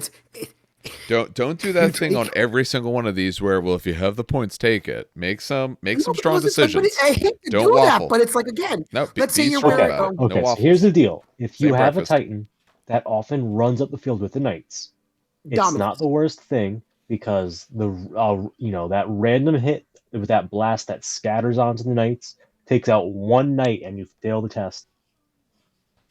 Shit. I wish I spent 5 points on this upgrade. It's useless if you don't run Knights, obviously. I'm trying to figure out what the hell the manacle is called. Give me a second. There's the Dominus and there's the Genesis. It's Dominus. What's the one where the baby Knights jump and in front of the shot? Infernus. That's the Dominus. Yeah, that's what's gonna. Dominus would work well with this. This is great for Dominus. Yeah. I can see this really well with Dominus because the Knights take the shots for you. You don't want them to get shaken because then that sucks. So, yeah, they take the plasma. Let's say they take the plasma, blast it. One Knight dies. You roll that really bad shaken result. Re-roll it for free. Well, not free. It's 5 points, but re-roll it. If you have a Knight banner, it's worth taking this on 1 or 2 Titans, just for that little bit of babysitting. I can count several times when I think about it where my Knights are lined up for a charge. Someone first fires, kills one, and then they get shaken. And that takes their order off, and now they're no longer charging. I've had it happen several times. So absolutely, to me, this actually is a very good upgrade if you're taking Knights with a purpose. I like it. And it's cheap, which is nice. It's nice and cheap. You could actually put this on a few of them to help make sure that you have that field coverage that you want. I finally like one of these. Nice. We're ready for the traders? Yep. So that's all the universal. And now we'll go on to what you can take if you're taking a trader version of one of these Legios. Keep in mind that no matter what book you're taking your Titans from, you can call them trader or loyalist. That part doesn't matter. But if you're running a Legio that you're calling a trader, you get access to this. And Steve will tell us about this first one here. I'm tempted to say we should skip the first 2 because the first 2 specifically are upgrades that deal with corrupted Titans. Okay. In one way or another. So skip them but until we get rest, the corrupted anyone part. can use. Yes, I think we should skip them. Well, the second one technically is not for corrupted Titans. But I think we should skip it, come back, and circle back. Actually, I wouldn't skip it. And let me explain why. Like our open thought here. I wouldn't skip the first one because Legio Furion has the same trait, and I can explain to you why it's really powerful. Okay. Why don't you do it then? Legio Furion does not roll on Awakened on the Let me take the first one, table. actually. because I just read it. I'm Yeah, realizing. that's true, No, yeah. But no one knows what that table is until we talk about it. No. I can mention it, but I also want to point out why it's important. You know what I mean? Oh wait, I just skipped the page. Jesus Christ. So the first trader-specific Wargear is singular purpose. So any corrupted Titan can be upgraded with singular purpose for 15 points. At the start of the battle, the Titan with this upgrade can choose a single result from the awakened entity table. Until the end of the battle, whenever the Titan is required to roll on the awakened entity table, it applies the chosen result instead. So, before we look at the awakened entity table, this reminds me a lot like the Furion. So to go back, the Furion, one of the traits we have is that when we roll on the awakened machine spirit table, we get to choose what we want. This is a little bit more oppressive. This, you choose one thing on the awakened entity table, and if you have to roll on the awakened entity table, then that's what you can choose to take. So you don't get to choose anything. You have to choose one thing, and that's what you get for the rest of the game if you want to. So it's a little less. There's a word I'm looking for, and it's driving me up the wall that I can't think of it right now. Flexible, Yeah, adaptable. it's a little less Malleable. flexible, but it's still more flexible than rolling randomly. So I'm going to very quickly and briefly go over the Corrupted Titan table. Very, very quickly. The first result is basically it ends your current action and there's no effect, right? The second one is essentially you move D3 straight backwards because you're basically afraid, and then you actually take critical damage to or D3 strength 8 hits to your legs. Right? If it moved more than its boosted which can be a problem.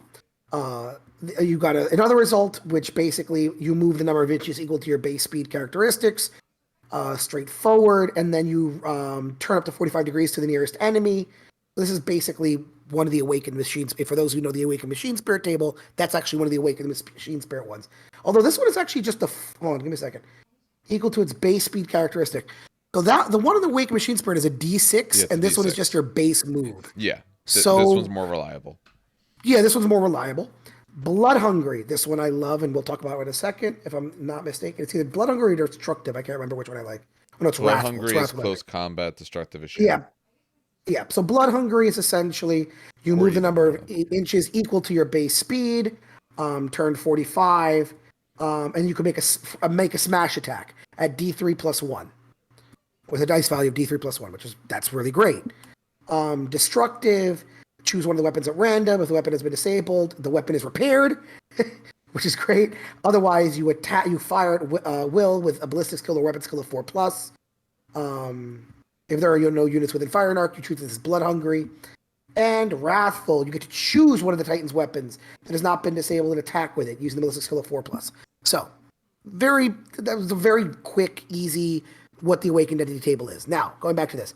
The fact that I can now, instead of rolling a D6 here, let's say I'm going to make it a 6, right? Which is my favorite one, the Wrathful one. I get to choose the weapon.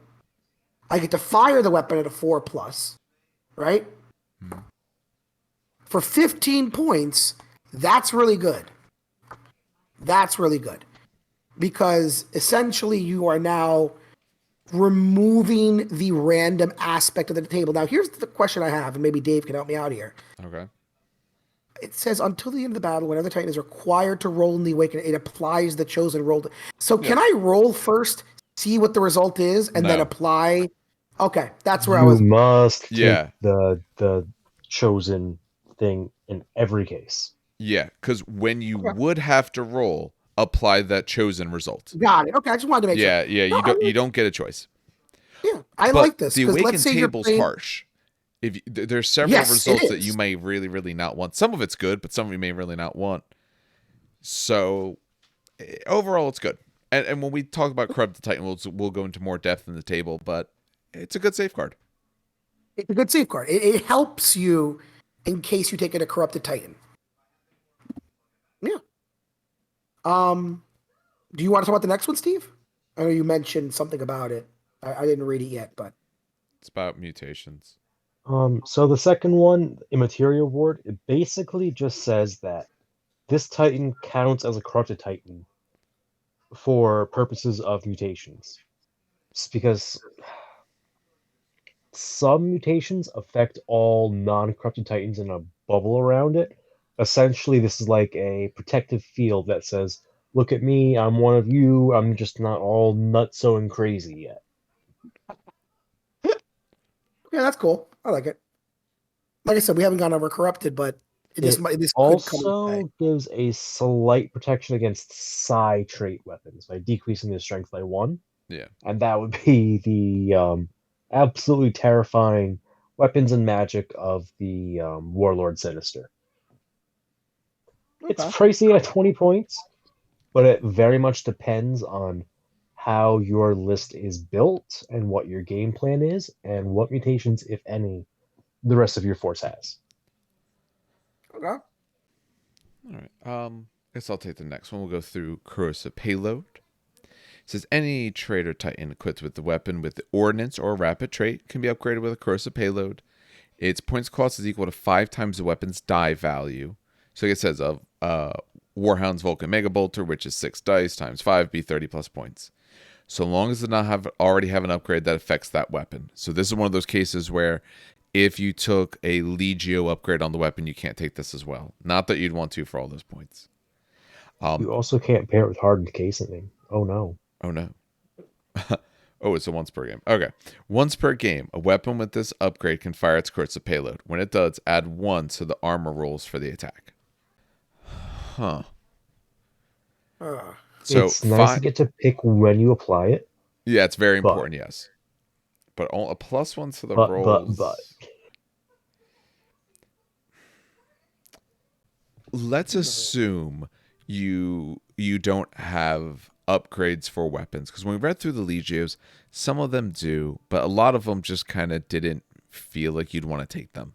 So okay, this is something you could take. We'll rule out the case where you wouldn't take it because you have your own cool one. If you got a better one, take it, of course. 5 times the number, so I don't know. What's the sweet spot on this? Like, I'm you're adding thinking 1 to the strength, essentially. So I'm hovering What, a strength between 8 weapon? like the plasma gun, the warlord plasma, the warlord That is plasma. neither ordnance nor rapid. Yeah, remember, it has does to be that- ordnance and rapid fire. Oh, So it's mega bolters, Gatling blasters, and mega bolter arrays. That's, ooh. wait, ordnance and And rapid, No, mega or. ordnance Gatlings. Or, rapid. one or the other. You Okay, have to have a one of those Gatling. rules. The warlord Gatling gun is ordnance, I believe.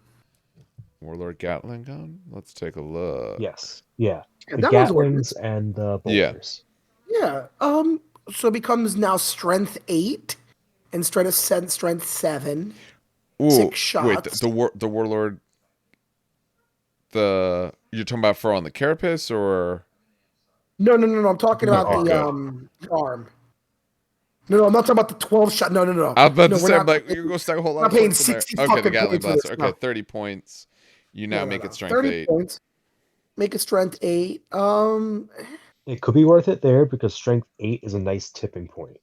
Agreed. But going from strength 4 to strength 5 or strength 5 to strength 6 generally will not see too much out of it.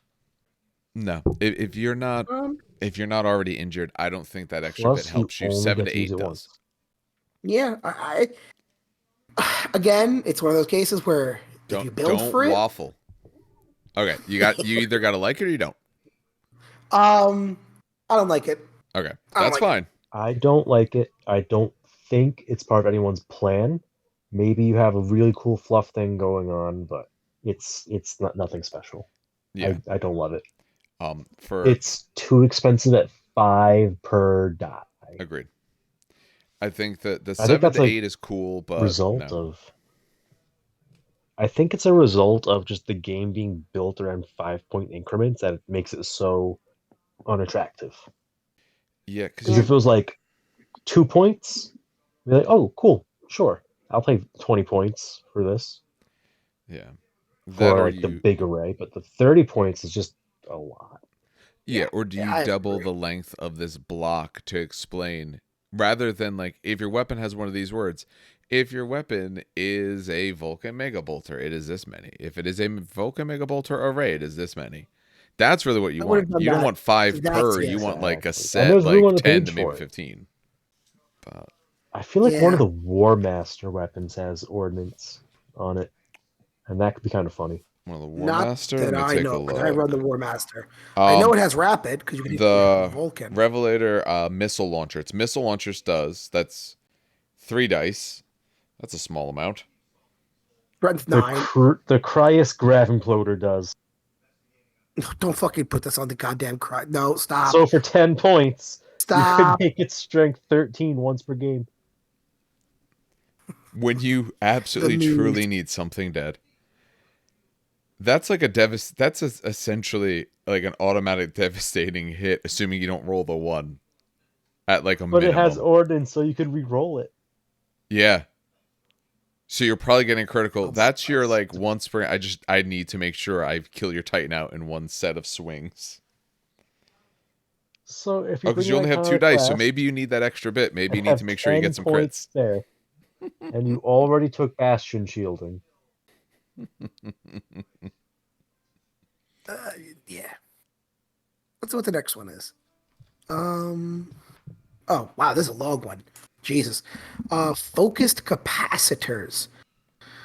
Whew, okay, this is a long one. Any trader titans equipped with a weapon with the maximal fire trait can be upgraded with the focus capacitor for the cost equal to a point cost of 10 points plus 5 times the weapon dice value.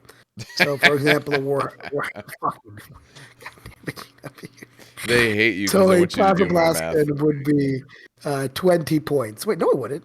10 points plus 5 times the weapon.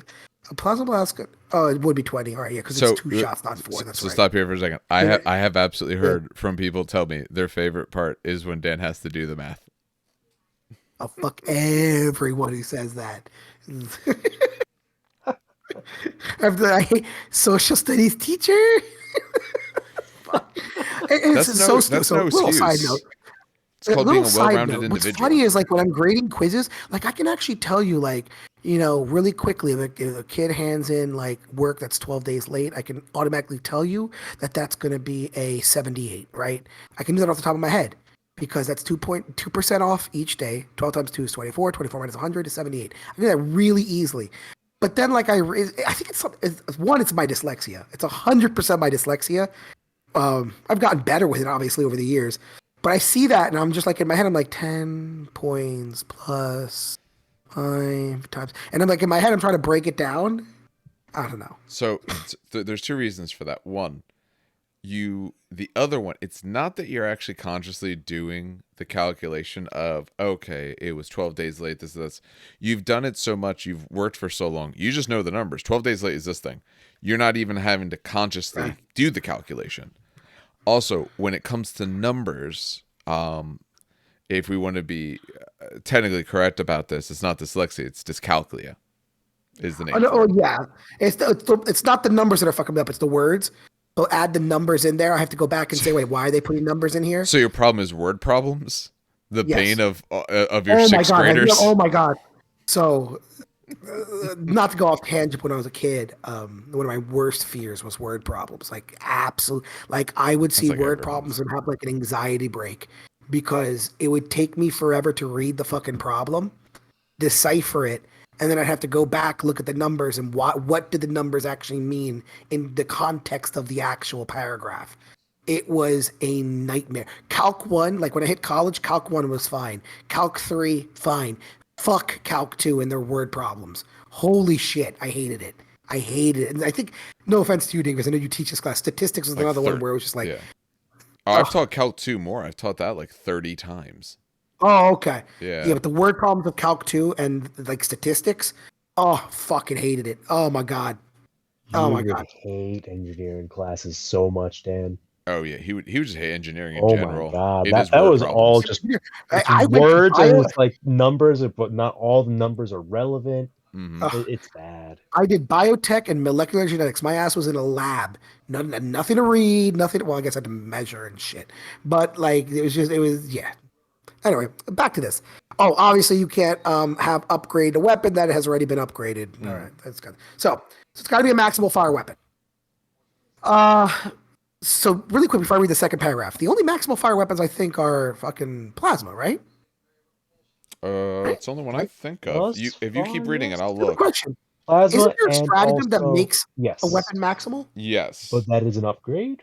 So So can you you wouldn't be able upgrade to the do both upgrade? because you've already upgraded the weapon. Okay, that's what I thought. Okay, I just wanted to make sure I was okay. Good. All right, moving on. Good, because it just says the weapon.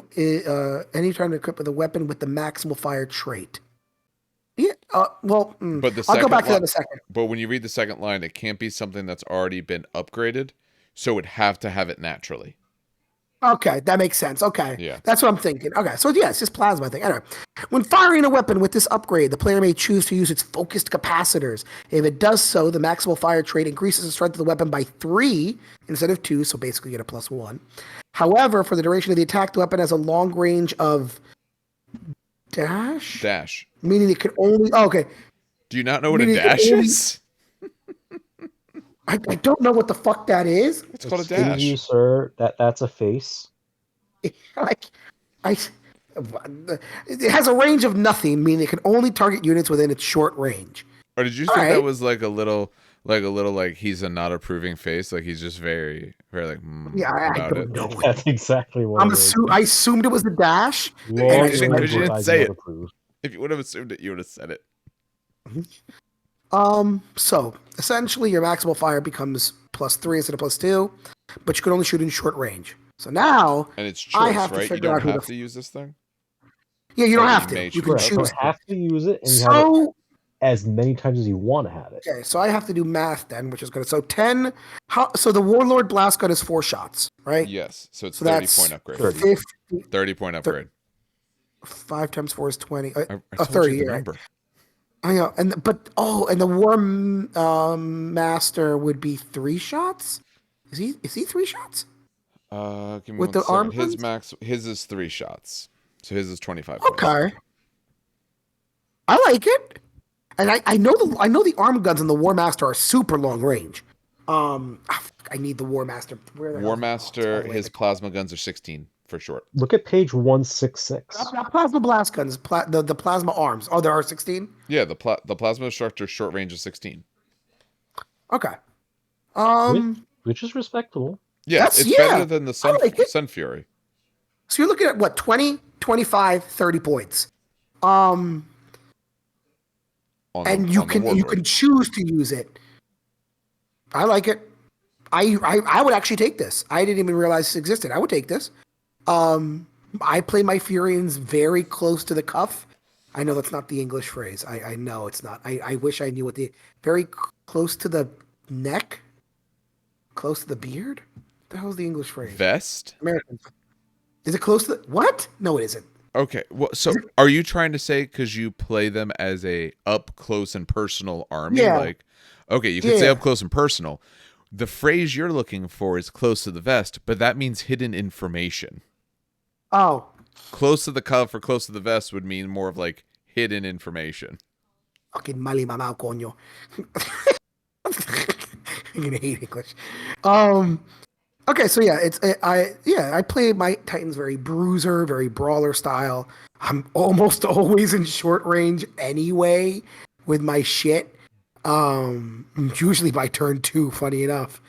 I would take it. I'm usually 20, 25 points. In fact, you know what so Dave's gonna be shocked here. I would rather take this than the targeting aspects on my warlords. Actually, yes, I'm Let me surprised. explain why. Do it. Let me explain why. At least on one of my warlords. One of my warlords I usually run as my long range support. I give him a volcano, a quake, and missiles. He stays in the back corner, and he spends the entire game shooting at million inches, ignoring at a -1. His job is to literally strip shields and do massive damage before the brawler titan comes in. That's how I run him. But essentially. the hunting aspects has a minimum of 12, right? Exactly. So that's why I keep it on the back titan. I never liked running the hunt. What I'm saying is I see where never. you're going. Yeah, exactly. I also ran the hunting aspects on the bruiser titan, but it kind of sucked because the moment he got within 12 inches, which he would almost always get, I don't ignore one of the -1s, right? It kind of sucks a little bit. You paid 20 points for a useless item. So that being said, I can see me dropping that 20 points, freeing up 5 points, 10 points somewhere with a different weapon swap, and taking this on the plasma. You know what I mean? Because that extra +1 helps. That extra +1 helps. Strength Yeah. 13 is a nice number. Oh, so you're Oh, talking about strength, putting on your War Master. no, yeah, War Master is what I meant. But also putting on the Warlord, it would become strength. What, 8, The 9, 10, Warlord would make 11? it It'll become 11. strength 11. The War Yeah, Master would make it strength 14. Yeah. 14, yes. So either or, I could see me putting this on either or. But especially my Warlord becoming strength 11, that's a nice number. 11 is Yeah. I can get unless I roll the 1. I guarantee I'm getting something through. Yeah. I got something. And very likely on an 11 with, depending on the spot you hit, of course, very quickly I can almost guarantee a devastating set of that direct. Because on a lot of these Titans, Yeah. I'm like in that range right there immediately. This is one I like. I do like this. I don't think That's why I said I need to run them explain. I know enough, but Steve was like, wait a minute, what? I had to explain the full thought because targeting aspects on a back support warlord, excellent choice. And maybe on like a longer range mid support warlord with laser blasters and like, not really, because nothing. I can't think of any arm weapons. The volcano cannon and the quake cannon are the only long range weapons, right? Because all the other arm weapons on a warlord are 24 and smaller, right? Volkite. Volkite has 6. Oh shit, Volkite. I forgot.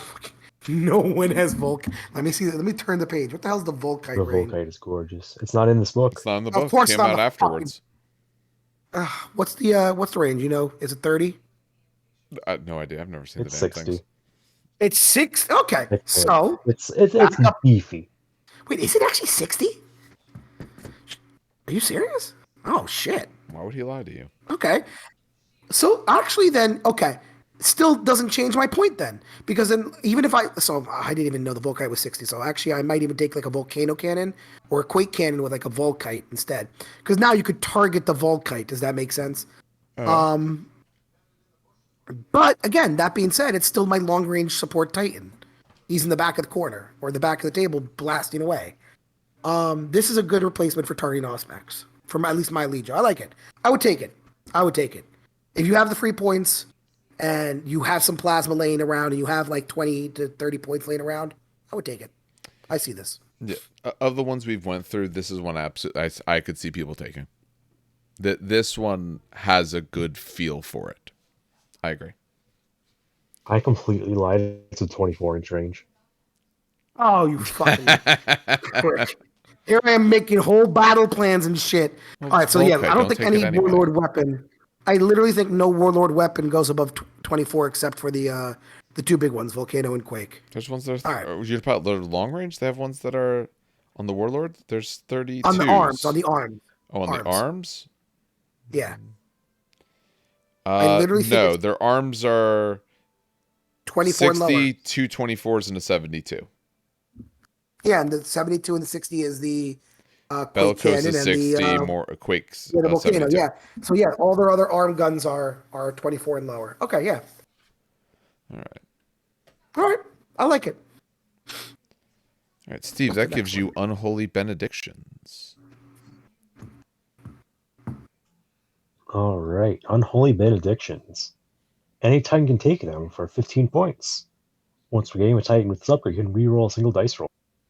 If more than one dice is rolled, all of them must be rerolled. You place a marker on terminal as a reminder of the upgrade, and until you use the reroll, you subtract 1 from the result of all command checks it makes. Am I reading that right? I feel like I'm missing something here. Wait a minute. Okay, so once per game, you get to reroll a single die roll. And if there's more than one die, you just reroll them all. But while you haven't used your reroll yet, you get a -1 to all your command checks. Why the hell does it have a you get downside? one. Because rerolls need to have an offsetting factor? For once per game for 15 points, it doesn't? Well, say, you have a roll to make and it has to happen. right? Like, let's say you shoot a weapon that has 3 shots, and you need to get at least 2 of them to hit, and they all miss. You get to reroll all 3 misses, True. I or like whatever it is. Like that's that's incredible value.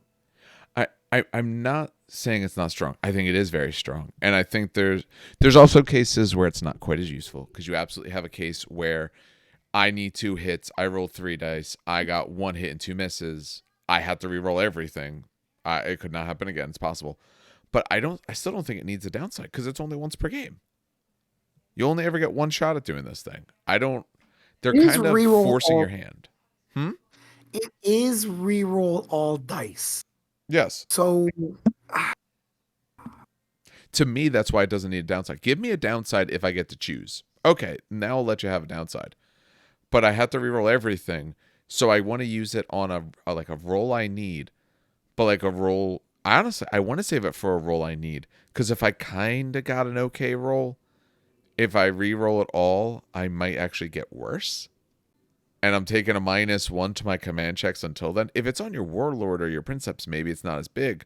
But if it's on like anything smaller, now you're starting to, assuming you don't have any special command abilities through your legion or anything like that. Now you're getting to better and better fail range. I do not like for that downside. I think unless you really want to use this like turn 1. But even then, no, I don't like it. yeah, I mean, considering that Dan can then stack 3 chances to 3 reroll for a Titan with his Furians. 1 for not moving turn 1, 1 for not shooting turn 1. Those are single dice, correct? yes. Then have 2 single dice rolls and then an entire dice pool roll. Oh my god. There has to be some sort of downside to it. But that's one Legio. The giving downside is something I don't do anything turn 1. The downside is I literally do nothing turn 1. I lose a turn. But to me, that's one Legio. Okay, All right, but one Legio extra- can capitalize on it. You don't penalize everyone else. Does the? I don't know this because it comes up so rarely. There's so little rerolls in this game. Can you reroll a reroll in this game? No, you cannot. Okay. I assumed it was somewhere. I just wasn't 100% on that, so I just wanted to be sure. I remember reading that. That's I think the very beginning. I'm sure it is. I didn't get a chance to flip through the book to check it for sure. Oh, you're good. You're good. No, I don't like it. You know, I like this a lot. I like that there's a downside to it because you know it's an unholy benediction. There's like there's that aura of dread, not knowing what's going to happen. Okay, so the idea of it is that instead of focusing on the battle, the crew of the Titans all praying for the dark gods to intercede on their behalf, essentially. And that's why there's the penalty to the command checks, from a lore perspective. Oh no, yeah, I think it's very fitting in terms of the lore, and I understand why they put the minus. But we're also doing a game, and we're also attaching points to it. If you want to put the minuses, I don't know. I think you're giving me 2 costs essentially, and you're wanting to force my hand more of when I want to use it. Because if this is on a Titan where maybe I want to be taking orders, now it's a lot more iffy. So I don't know. It's not bad, but if I was looking at things, I would spend my 50 points otherwise. Ways. Because if you didn't have the -1, I would make this way more voids. But once per game. I don't know. Once per game on a Titan that you have, you get to reroll 1 set of dice. And remember, you reroll it all, so you're not using on anything with big pools. Your big dice pools, you don't want to do it because it's likely you don't get any better. I see this probably where you're using this is on, a 2 or 3 shot connected weapon or melee weapon, whichever one it may be, and you rolled like a 1 or and something save, else. You totally flub. Or what? I'm sorry? Or a save roll, you completely flub. True. I mean, yeah, there's always that case, but so they're using it because that roll, they hit me with something, I lost all my shields. Okay, I guess I'll just roll again because there's no downside to that. Yeah, but I think that would be worth the 15 points that once per. I don't know. I think it feels a little potentially a little too much, but if you're not worried about command checks, then it's probably fine as well. I don't know. It's okay, but Dave, you have the last one. I do. So this is Marks of Conquest. Any trader titan can be upgraded with Marks of Conquest for 10 points. Any visible enemy titan within 10 inches of a titan with this upgrade subtracts 1 from the results of the command checks it makes. Okay, I'm gonna say something, but I'll wait for you guys to say something All because right, so there is cheese here. what I will say, because someone I forget the exact name. It was on a comment or two. Ooh, I think it was actually on a Facebook post. No, sorry, a Reddit post that we did. I don't think it was on the YouTube. It might have been, and people were saying that because I feel collectively we're reasonably on the harder side on terms of command checks and or orders, and therefore you have to do command checks to do orders and things like that. Where maybe some other people are a lot more upside or friendly towards those. If this is good, if you know the area you play in, if command checks are a really big thing, but you do have to get within 10. So if command checks are a really big thing and you run brawler style titans, yeah, you can take it for 10 points, and you're not going to feel bad, especially if it's your brawler versus theirs, and it's who can get off that charge order, or maybe they want to get off a first fire order before you run in. So you're not going to feel bad for taking it, but there's a decent chance it might not do anything for you. What is your spicy take here? So this was many months ago. Um, and the battle report I saw was in 1750, and I think he fit, I want to say it was 5 Reavers. It was a full maniple, but I Okay. forgot what the Reaver maniple was. I think it's not Venator. What the hell's the Reaver maniple called? Corsair? Corsair is yeah, that's the one that goes up to 5 reavers. Corsair. Yeah. So he had Yep. 5 Reavers. They were all armed with literally, I think, the same weapon. It was like a warp missile, melta, and then a fist or a chainsword, right? Or sometimes they were armed with double melee. And he spent the 50 points giving them all a -1. And he also took warp jump as well. And essentially, the idea of the army was to bum rush forward as quickly as possible, get in the lines of the opponent, and when you put that -5, because it doesn't, the way I read it and the way I guess he read it was it stacks, right? Right? It does stack, right? Any visible Unless this enemy guy was titan within cheating on me. 10 of a titan. No, I would not say it stacks. So Yeah, any enemy visible titan within 10 of a titan with this upgrade subtracts 1. So if you have 5 titans with this upgrade, to me, I would say it does not stack. no, I don't think So it if I stacks. said, you know, Dan, you're in the grocery store, right? If you are within 20 feet of an apple, jump, right? Are you going to jump once per apple, or are you going to jump because there is at least one apple within 20 feet? hmm. It would Well, say then for the each It strategy would say doesn't titan work it then. was each. stacking. If it would, yeah, if it's stacked, they would say each. Oh, then never mind. Let's Spicy take denied. I was like, let's remember who made this rule book, and that's GW. In general, in GW games, the same rule does not stack. It will tell you if the rule stacks.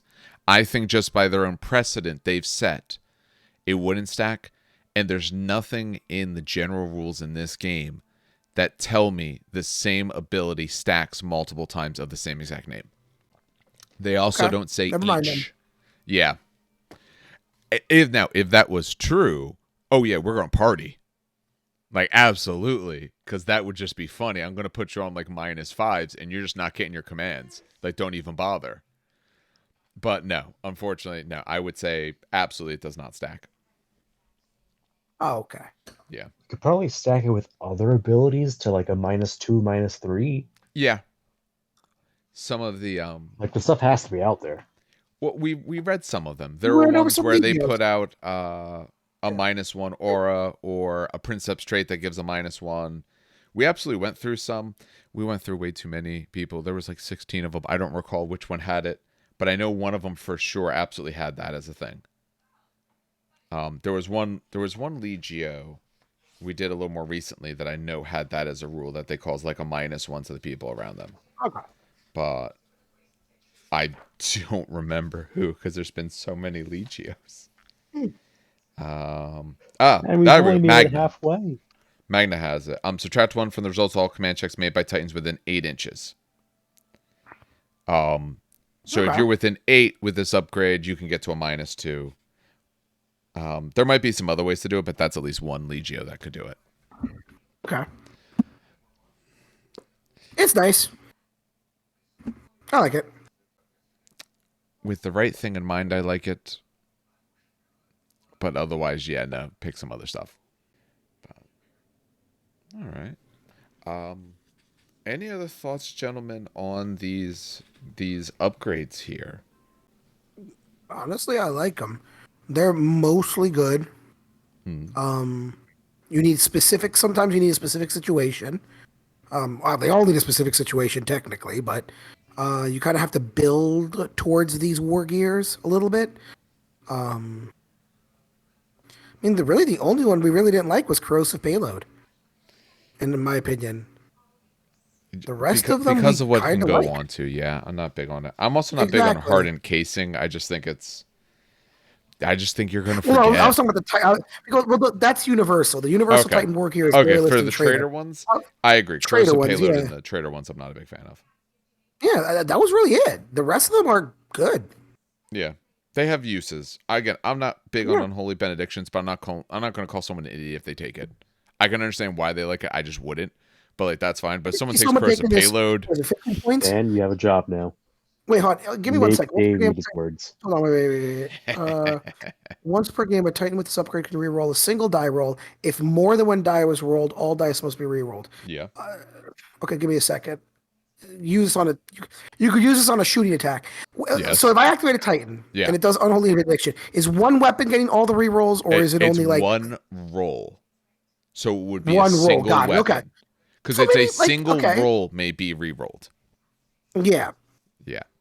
Put it on a Gatling, the Carapace Gatling on a Warlord. True. 12 dice re-rolling? It's not bad. Not 12 dice re-rolling. 12 dice, and if you don't like it, re-roll everything. That's true. You play the game of, can I roll better than my last roll? Yeah. But you got, I mean, if you got 6 hits. It's also useful defensively though. Like it's flexible and very true. You could if you get hit with 1,000,000 shots and you have to roll like 6 or 7 shield saves. I feel like you could even reroll the catastrophic with this. Or reroll that's right. You can cheese it and roll the catastrophic. Yeah, okay. It's 15 points. Again, it's one of those you have to build for it. It's a certain situation. It's got its use. Again, corrosive is the only one I see that is. Yeah, corrosive is not. What we need is a tiny quake cannon. Yeah. That you could take. If you take this on a quake, I'd love it. And that'll do it for us tonight. As always, I do want to thank anyone and everyone who does listen. If you happen to listen to us on whatever podcatcher you use, you can find us in any of them, or whether or not you were watching this on the YouTube. As always, though, I do want to ask if you do listen to the podcast on a podcatcher, reviews and all really do help us out a lot. If you're watching on YouTube, subscribes, all that kind of stuff really does help us out. I'm not entirely sure what next week will bring. It starts at least summer for me, so things start easing up. It makes it a little bit easier to put episodes out, although my schedule changes a bit, so that might make it a little bit tougher to be able to record. So we'll see. But since we're also excited about what they're doing for 30K, it might be a little bit more focused on that and talking a little bit more about the things that we've seen. And we'll return at least within another 2 weeks to talk about more Titanicus stuff. As always, on behalf of everyone here, have some good hobby and some great gaming.